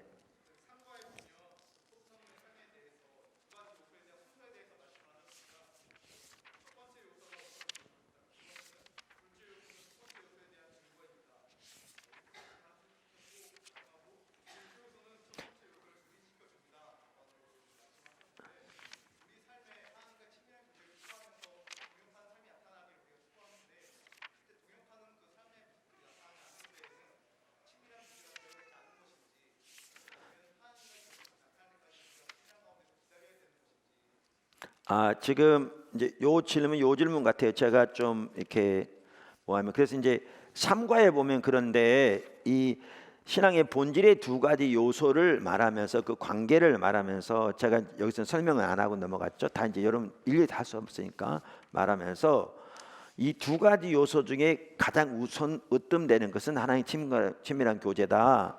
맞습니다. 친밀한 교제입니다. 그런데 친밀한 교제인데 거기에 보면 그 두 가지 관계를 말하면서 그 중에 하나가 첫째 요소가 친밀한 교제가 우선이다. 또 하나는 하나님의 행하심 온 사람으로 동참하는 것은 친밀한 교제에 대한 증거이다.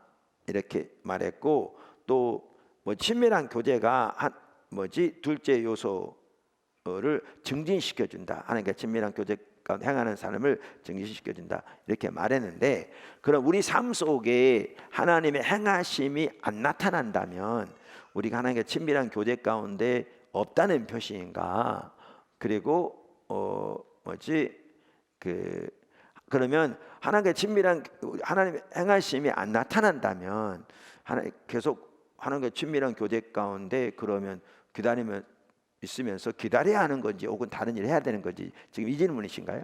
네, 그 질문입니다. 지금 아까 말씀드린 대로 이렇게 두 가지 요소인데요. 가장 핵심은 하나님과의 친밀한 교제입니다. 여러분들이 이제 대부분 못 보셨을 텐데 뭐라 그럴까? 이런 식으로 앞으로 하면 좋을 것 같아요. 한 시간 정도 제가 딱 1시간 정도 요약했거든요. 아까 시간 뭐 이렇게 모이고 하는 거 빼고 1시간 정도 요약해 설명하고 여러분들이 이제 질문하면 그것에 대해서 뭐 20분, 20분까지 갈 필요 없고 한 10분 정도 나누고 이제 같이 기도하고 그러면 좋겠어요. 자, 그러면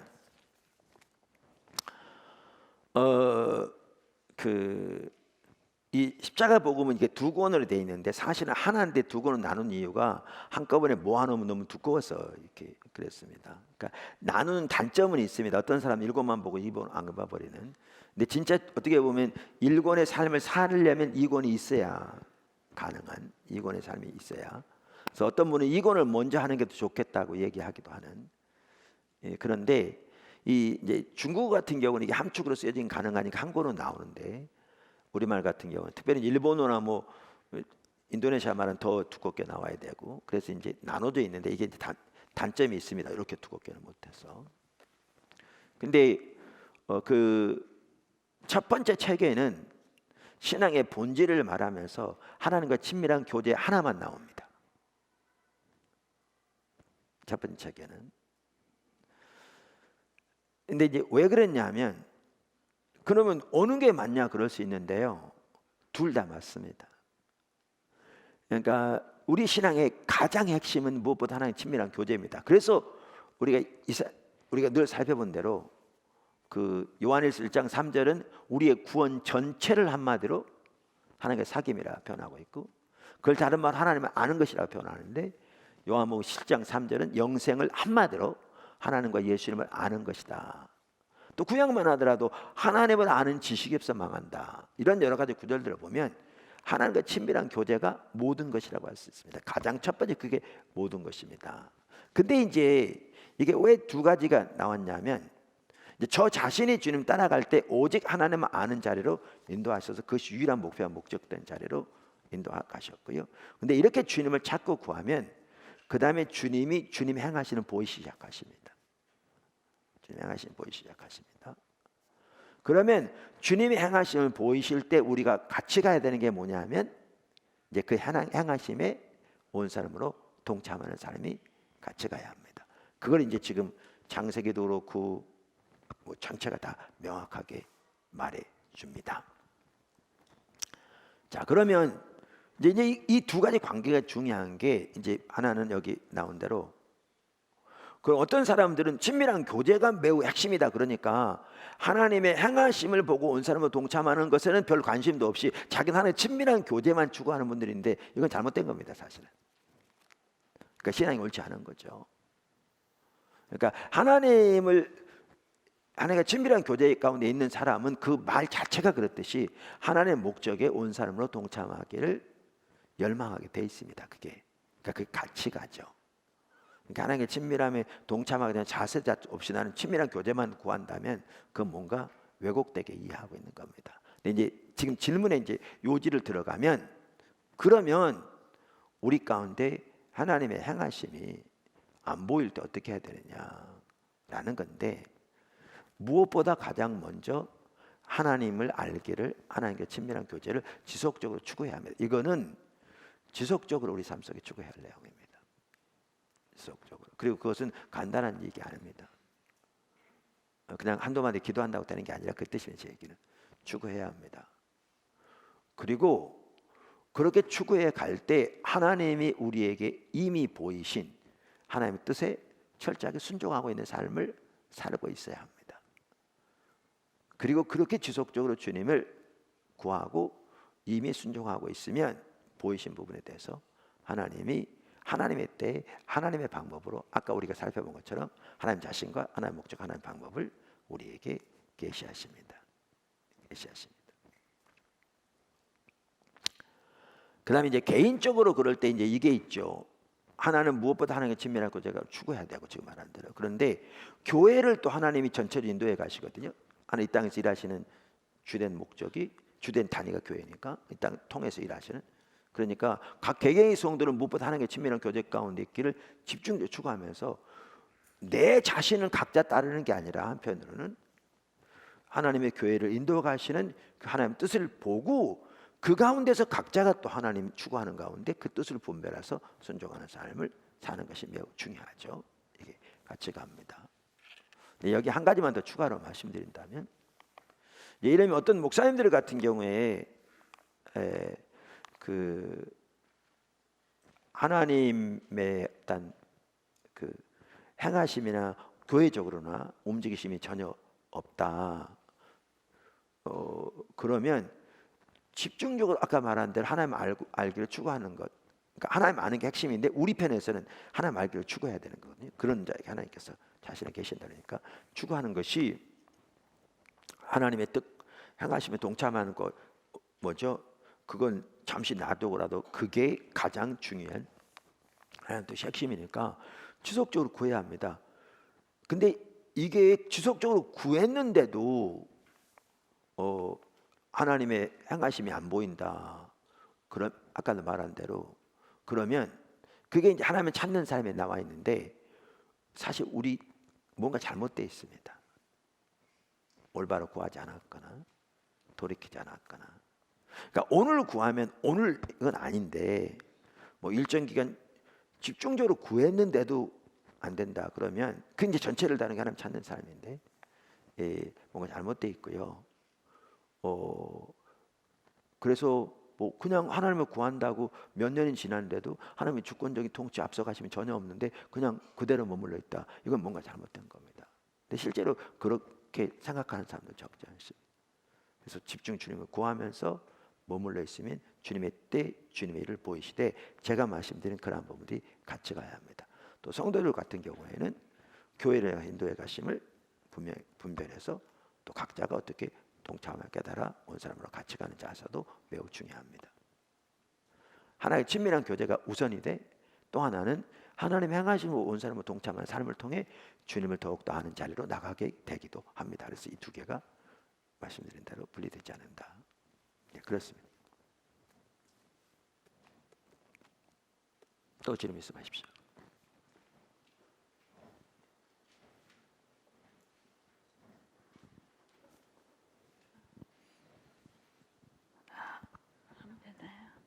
저는 저기 뭐지? 29페이지예요. 질문에 대한 제 위에 요한복음 10장 37절에서 38절, 14장 11절 하고 그 밑에 또 요한복음 14장 10절에 의하면 그 관계에서 예수님의 무엇이 나왔습니까? 질문 두 개가 있잖아요. 이 질문에 대한 답의 차이가 어떤 차이점을 이해하기 위해서 이 질문이 있는지 사실 이거를 잘 이해가 안 되더라고요. 네, 제가 아까 설명했던 내용인데요. 예수님이 아버지 안에 아버지가 예수님 안에라는 표현은 하나님과 친밀한 교제를 말합니다. 그리고 여기에서 뭐가 나왔느냐? 그럼 아까 제가 설명했던 대로 거기에서 예수님이 전하신 모든 말씀과 사역이 나왔다고 써 있잖아요. 내용이. 그러니까 내가 하는 말도 스스로 하는 게 아니다. 내 안에 아버지가 자기 일 하시는 거라. 이 말은 하나님 아버지께서 예수님의 성대를 빌려서 말했다는 내용이 아니라 예수님이 하나님과 친밀한 교제 가운데서 그분의 인도를 따라서 말씀을 전하셨다는 거죠. 임의한 게 아니라. 그래서 여기에 전하신 말씀이 나왔고 그 다음에 여기 행하는 그 일, 그러니까 예수님의 사역이 나왔다. 그 말씀이죠. 아까 제가 설명드린 내용입니다.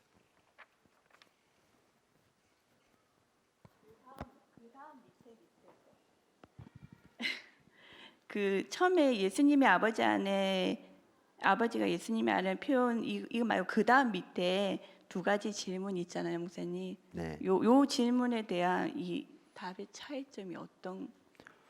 10장 37절, 38절.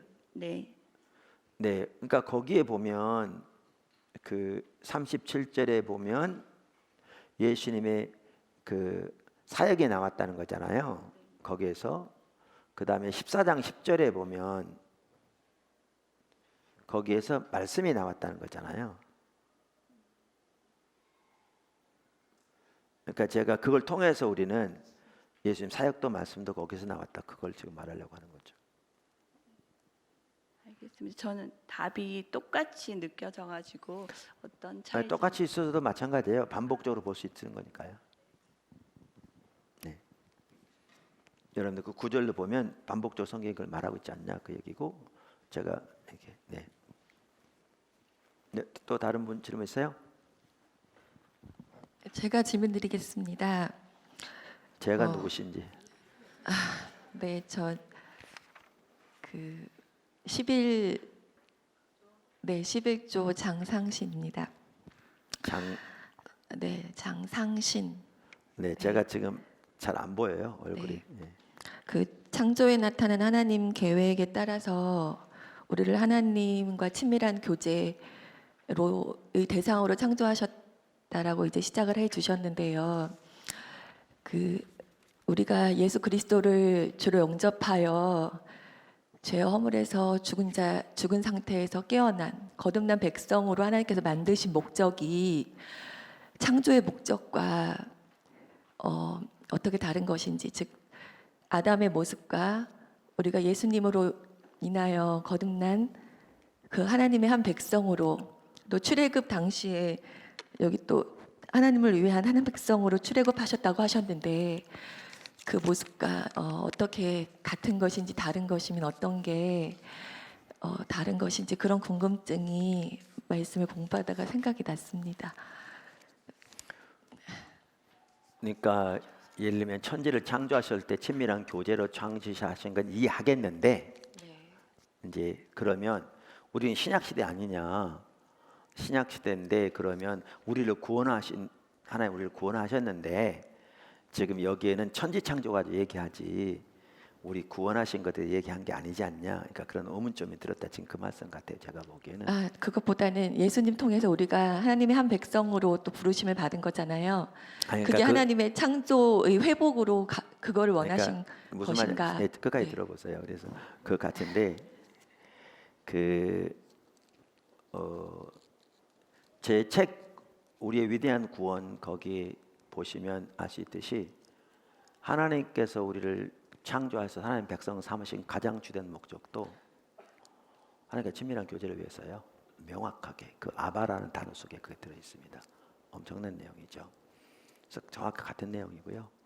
우리의 구원은 하나님께서 아담을 통해서 창조하신 그 모든 것들을 회복시킬 뿐만 아니라 그 이상으로 구원하신 거죠. 그 내용은 우리의 위대한 구원에 있습니다. 여기서 자세히 설명할 수는 없고요. 네.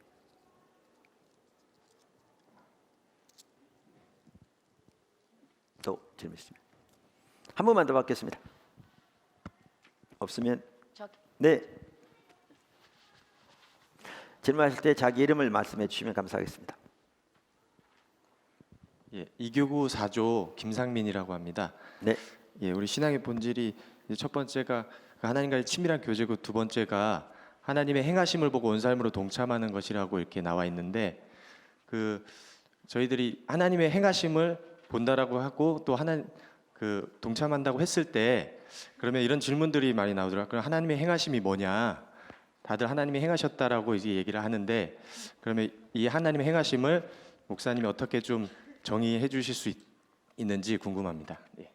정의보다는 하나님의 행하시면 하는 목적이라고 말씀드렸는데 정의보다는 문제가 뭐냐 하면 그 질문은 정의의 문제가 있는 게 아니라 이제 하나님의 행하심을 다 본다고 말하는데 그 하나님의 행하심 어떻게 분별할 건가 지금 이 질문이죠. 예.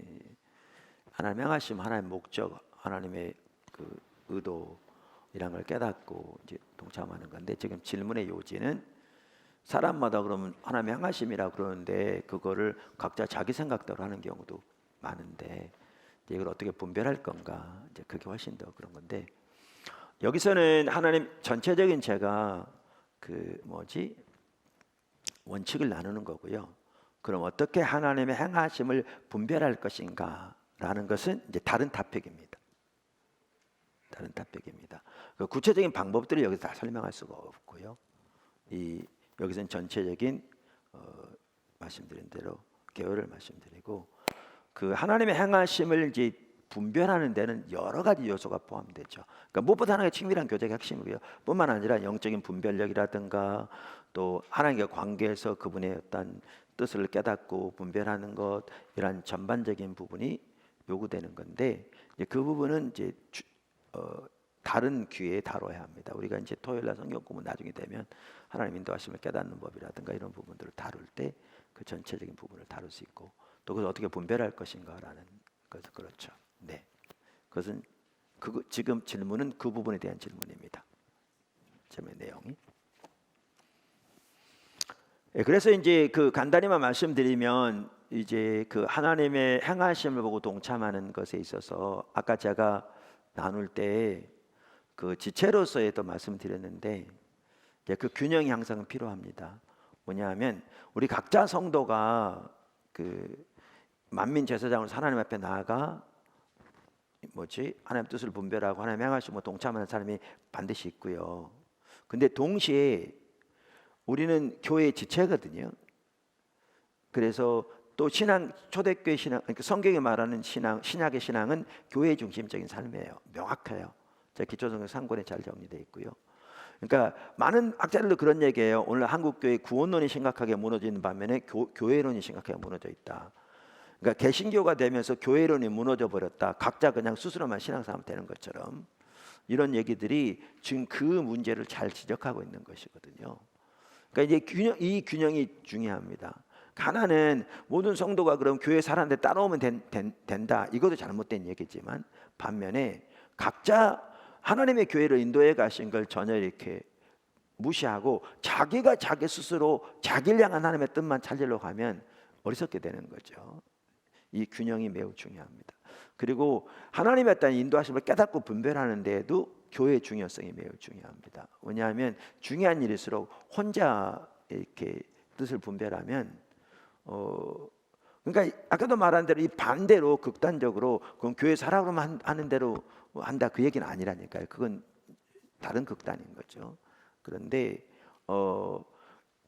혼자 임의로 하는 게 아니라 당연히 철저하게 하나님과 관계에서 하나님의 말씀에 토대해서 하나님과 친밀한 교제 가운데 분별하는 당연히 가야 되고 구체적인 날일지 모르지만 그래서 교회가 중요한 게 중요한 일일수록 다른 지체들을 통해서 하나님께서 말씀하신 부분 교회를 통해서 또 하나님 또 신실한 하나님과 동행하는 리더들을 통해서 하나님의 뜻을 분별하는데 도움이 되는 이 전반적인 같이 가야 그게 성경이 말하는 바고 같이 가야 하나님의 뜻을 올바로 분별하죠. 그래서 이 전체적인 부분이 같이 균형이 잡히게 가야 합니다. 우리는 많은 경우에 한쪽 극단으로 치우치는 경우가 매우 많습니다. 네. 그 부분은 다른 토픽입니다. 지금 전체적인 것만 우리가 살펴보고 있습니다. 한꺼번에 또 모든 걸 다 배울 수는 없잖아요. 네. 그래서 오늘은 신앙의 본질에 대한 부분들을 같이 살펴보았습니다. 아멘. 자, 우리 같이 좀 기도했으면 좋겠습니다. 오늘 반주자 좀 나오시고. 사실 9시에 시작하는 게 맞겠네요. 다음 주에도 9시에 시작하겠습니다. 같이 오늘 말씀을 생각하시면서 좀 같이 기도했으면 좋겠습니다. 같이 모여서 기도하는 게 매우 중요하니까 우리 다 같이 좀 오늘 말씀 생각하면서 우리 각자 하나님 앞에 좀 나가서 이렇게 깨달아지는 대로 이렇게 보여지는 대로 이렇게 기도하고 이렇게 주님의 은혜를 구하고 이렇게 이런 시간을 가졌으면 좋겠습니다. 기도하겠습니다.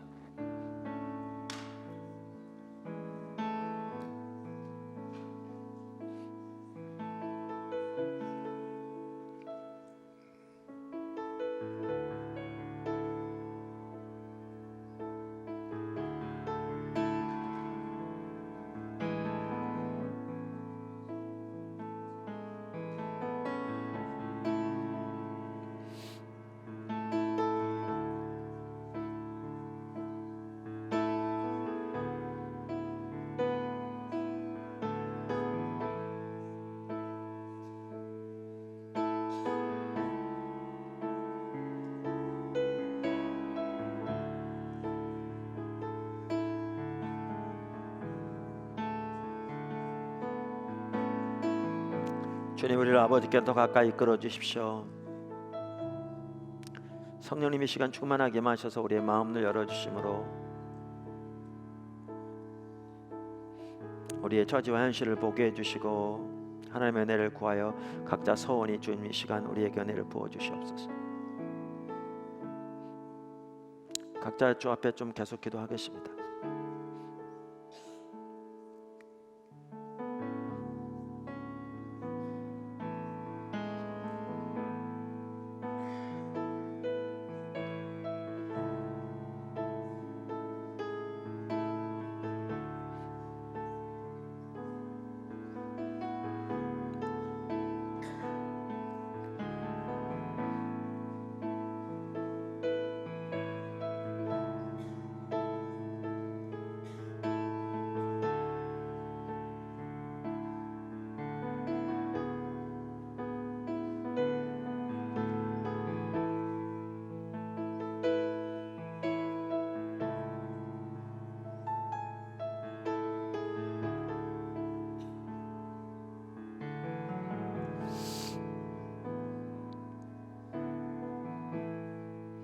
하나님 우리를 창조하시되 또 우리를 구원하시되 저런 놀라운 하나님의 계획으로 구원하셔서 너무 감사합니다. 주님,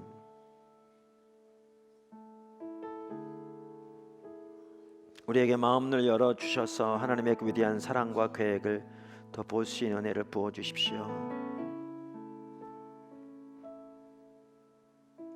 또한 하나님의 동역자로 우리를 부르셔서 이처럼 놀라운 하나님의 특권과 하나님의 정말 신비 사랑으로 우리를 부르셨는데 주님, 우리의 삶을 돌아봅니다. 주님, 우리가 하나님의 의도하신 자리에 설 수 있도록 우리 한 사람 한 사람에게 포도나무의 모든 지체들에게 이 세상의 모든 하나님의 백성들에게 은혜를 부어주시옵소서. 우리는 그동안 몇 가지 종교적인 의식만 하면 그것이 신앙인 것처럼 정말 잘못된 왜곡된 이해 가운데서 살아왔사오니 주님, 우리를 용서해 주시옵소서. 우리를 불쌍히 여겨주시고 우리의 눈을 열어서 깨닫게 해주시고 돌이키신 은혜를 충만하게 부어주시옵소서. 오직 예수 그리스도를 옷 입혀주시고 주님의 보혈로 씻어주시고 이 시간 우리가 깨닫는 대로 주님의 은혜를 구하오니 주님의 길로, 주님의 기뻐하신 자리에 참된 신앙의 길로, 신앙의 본질로 우리가 설 수 있도록 이 시간 하늘문을 여시고 우리에게 은혜 위에 은혜를 더하여 주시옵소서.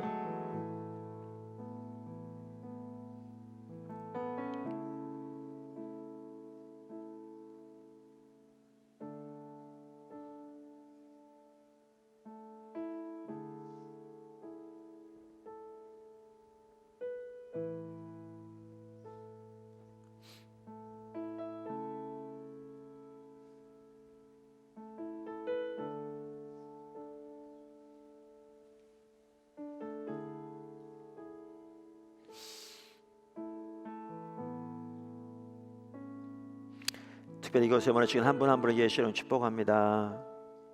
새로운 결단과 각오를 가지고 이렇게 시작합니다. 주님 도와주십시오.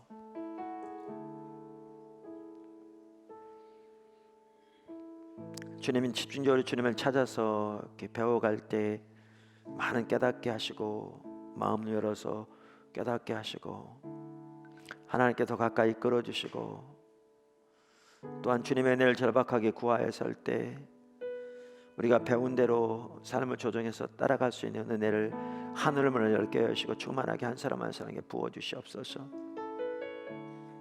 시간이 갈수록 날이 갈수록 주 안에 자라나게 해주시고 주님과 더 친밀한 교제 가운데 이끌어 주시고 하나님 임재로 한 사람 한 사람 더 채워주시고 하나님과 동행하는 사람의 하나님의 뜻을 분별하는 데 있어서도 더 자라날 수 있도록 은혜 외 은혜를 더하여 주시옵소서.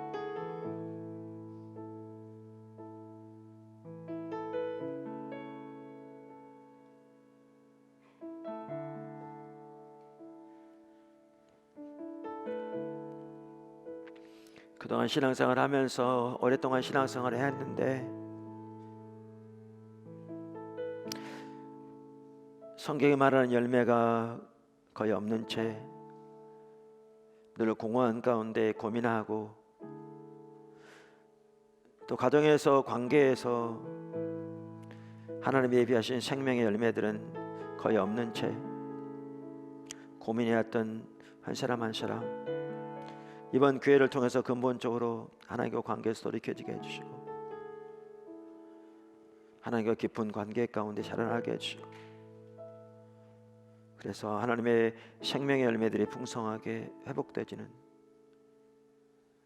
그렇게 전환될 수 있도록 아버지 은혜 외에 은혜를 더하여 주시옵소서. 성령님 충만하게 우리 한 사람 한 사람이 지금 임하여 주시옵소서.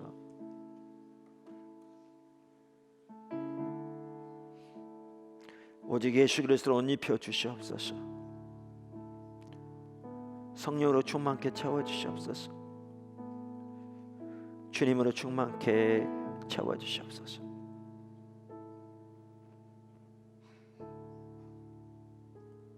주님 감사합니다.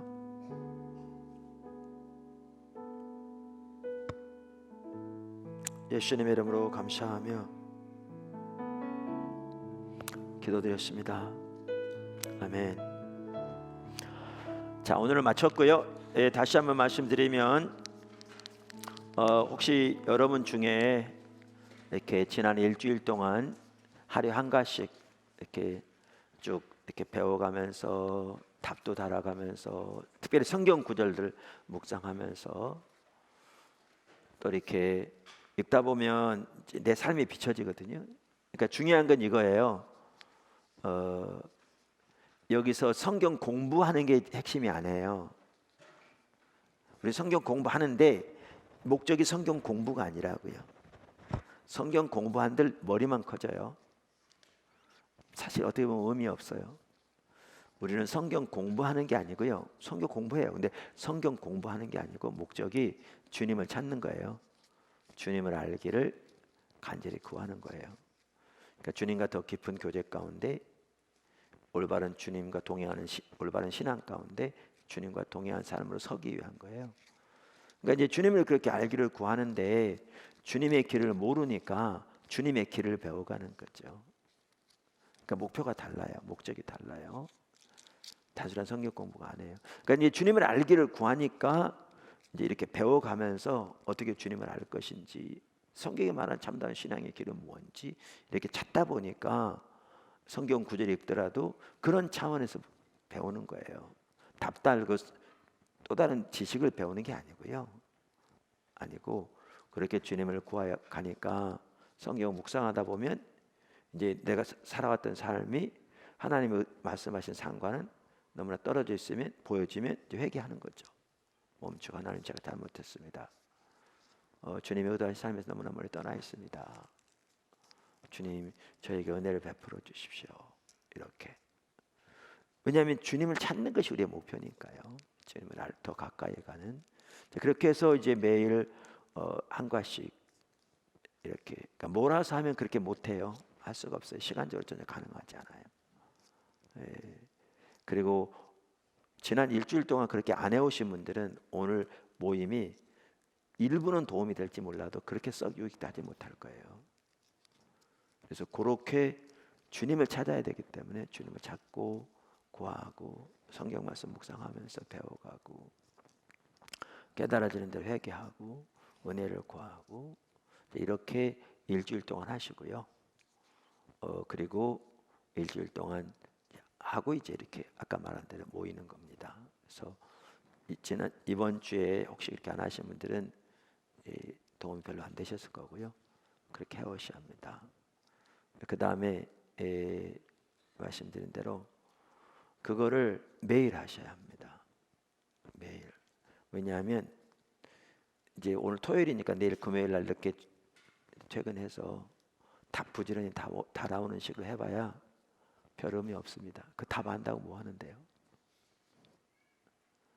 그래서 그리고 말씀드린 대로 이걸 뭐 하루에 몰아가지고는 답은 달지 몰라도 우리가 이 공부를 통해서 이 과정을 통해서 주님 앞에 더 가까이 가기 원하는 그 계획은 전혀 되지 않죠. 되지 않기 때문에 꼭 이렇게 이미 대부분 하셨을 거고 안 하신 분들은 다음 주 오실 때는 이 단원 전체를 그렇게 해오셔야 합니다. 여러분들 이 단원은 이제 나중에 보시면 알지만 이 단원은 1단원보다 더 살펴볼 내용이 많습니다. 그리고 어떻게 보면 더 집중적으로 배워갈 부분이 더 많습니다. 그렇기 때문에 더 이해 안 될 부분도 많을 수 있습니다. 근데 그렇게 하루하루 하면서 우리의 목적이 주님을 알기를 그렇게 간절히 원하는 열망, 그게 핵심이기 때문에 배우고자 하는 자세가 이렇게 점점 우리에게 더 부어져서 감사하고요. 그렇게 해오시면 우리 다음 주 토요일에 또 좋은 시간이 될 줄로 믿습니다. 자, 오늘 첫날 좋은 시간이었습니다. 하나님께 감사의 박수 드리도록 하겠습니다. 제가 어떤 분들이 질문하다 보면 제가 중간에 질문을 끊고 막 이럴 때가 있어요. 예, 그래서 그럴 수 있는데 시간을 아끼기 위해서 그런 거고요. 또 어떨 땐 제가 들으면 질문의 요지가 뭔지 제 눈에 보이면 그냥 끊고 해요. 그래서 제가 그러더니 하고 받아들이시면 돼요. 네.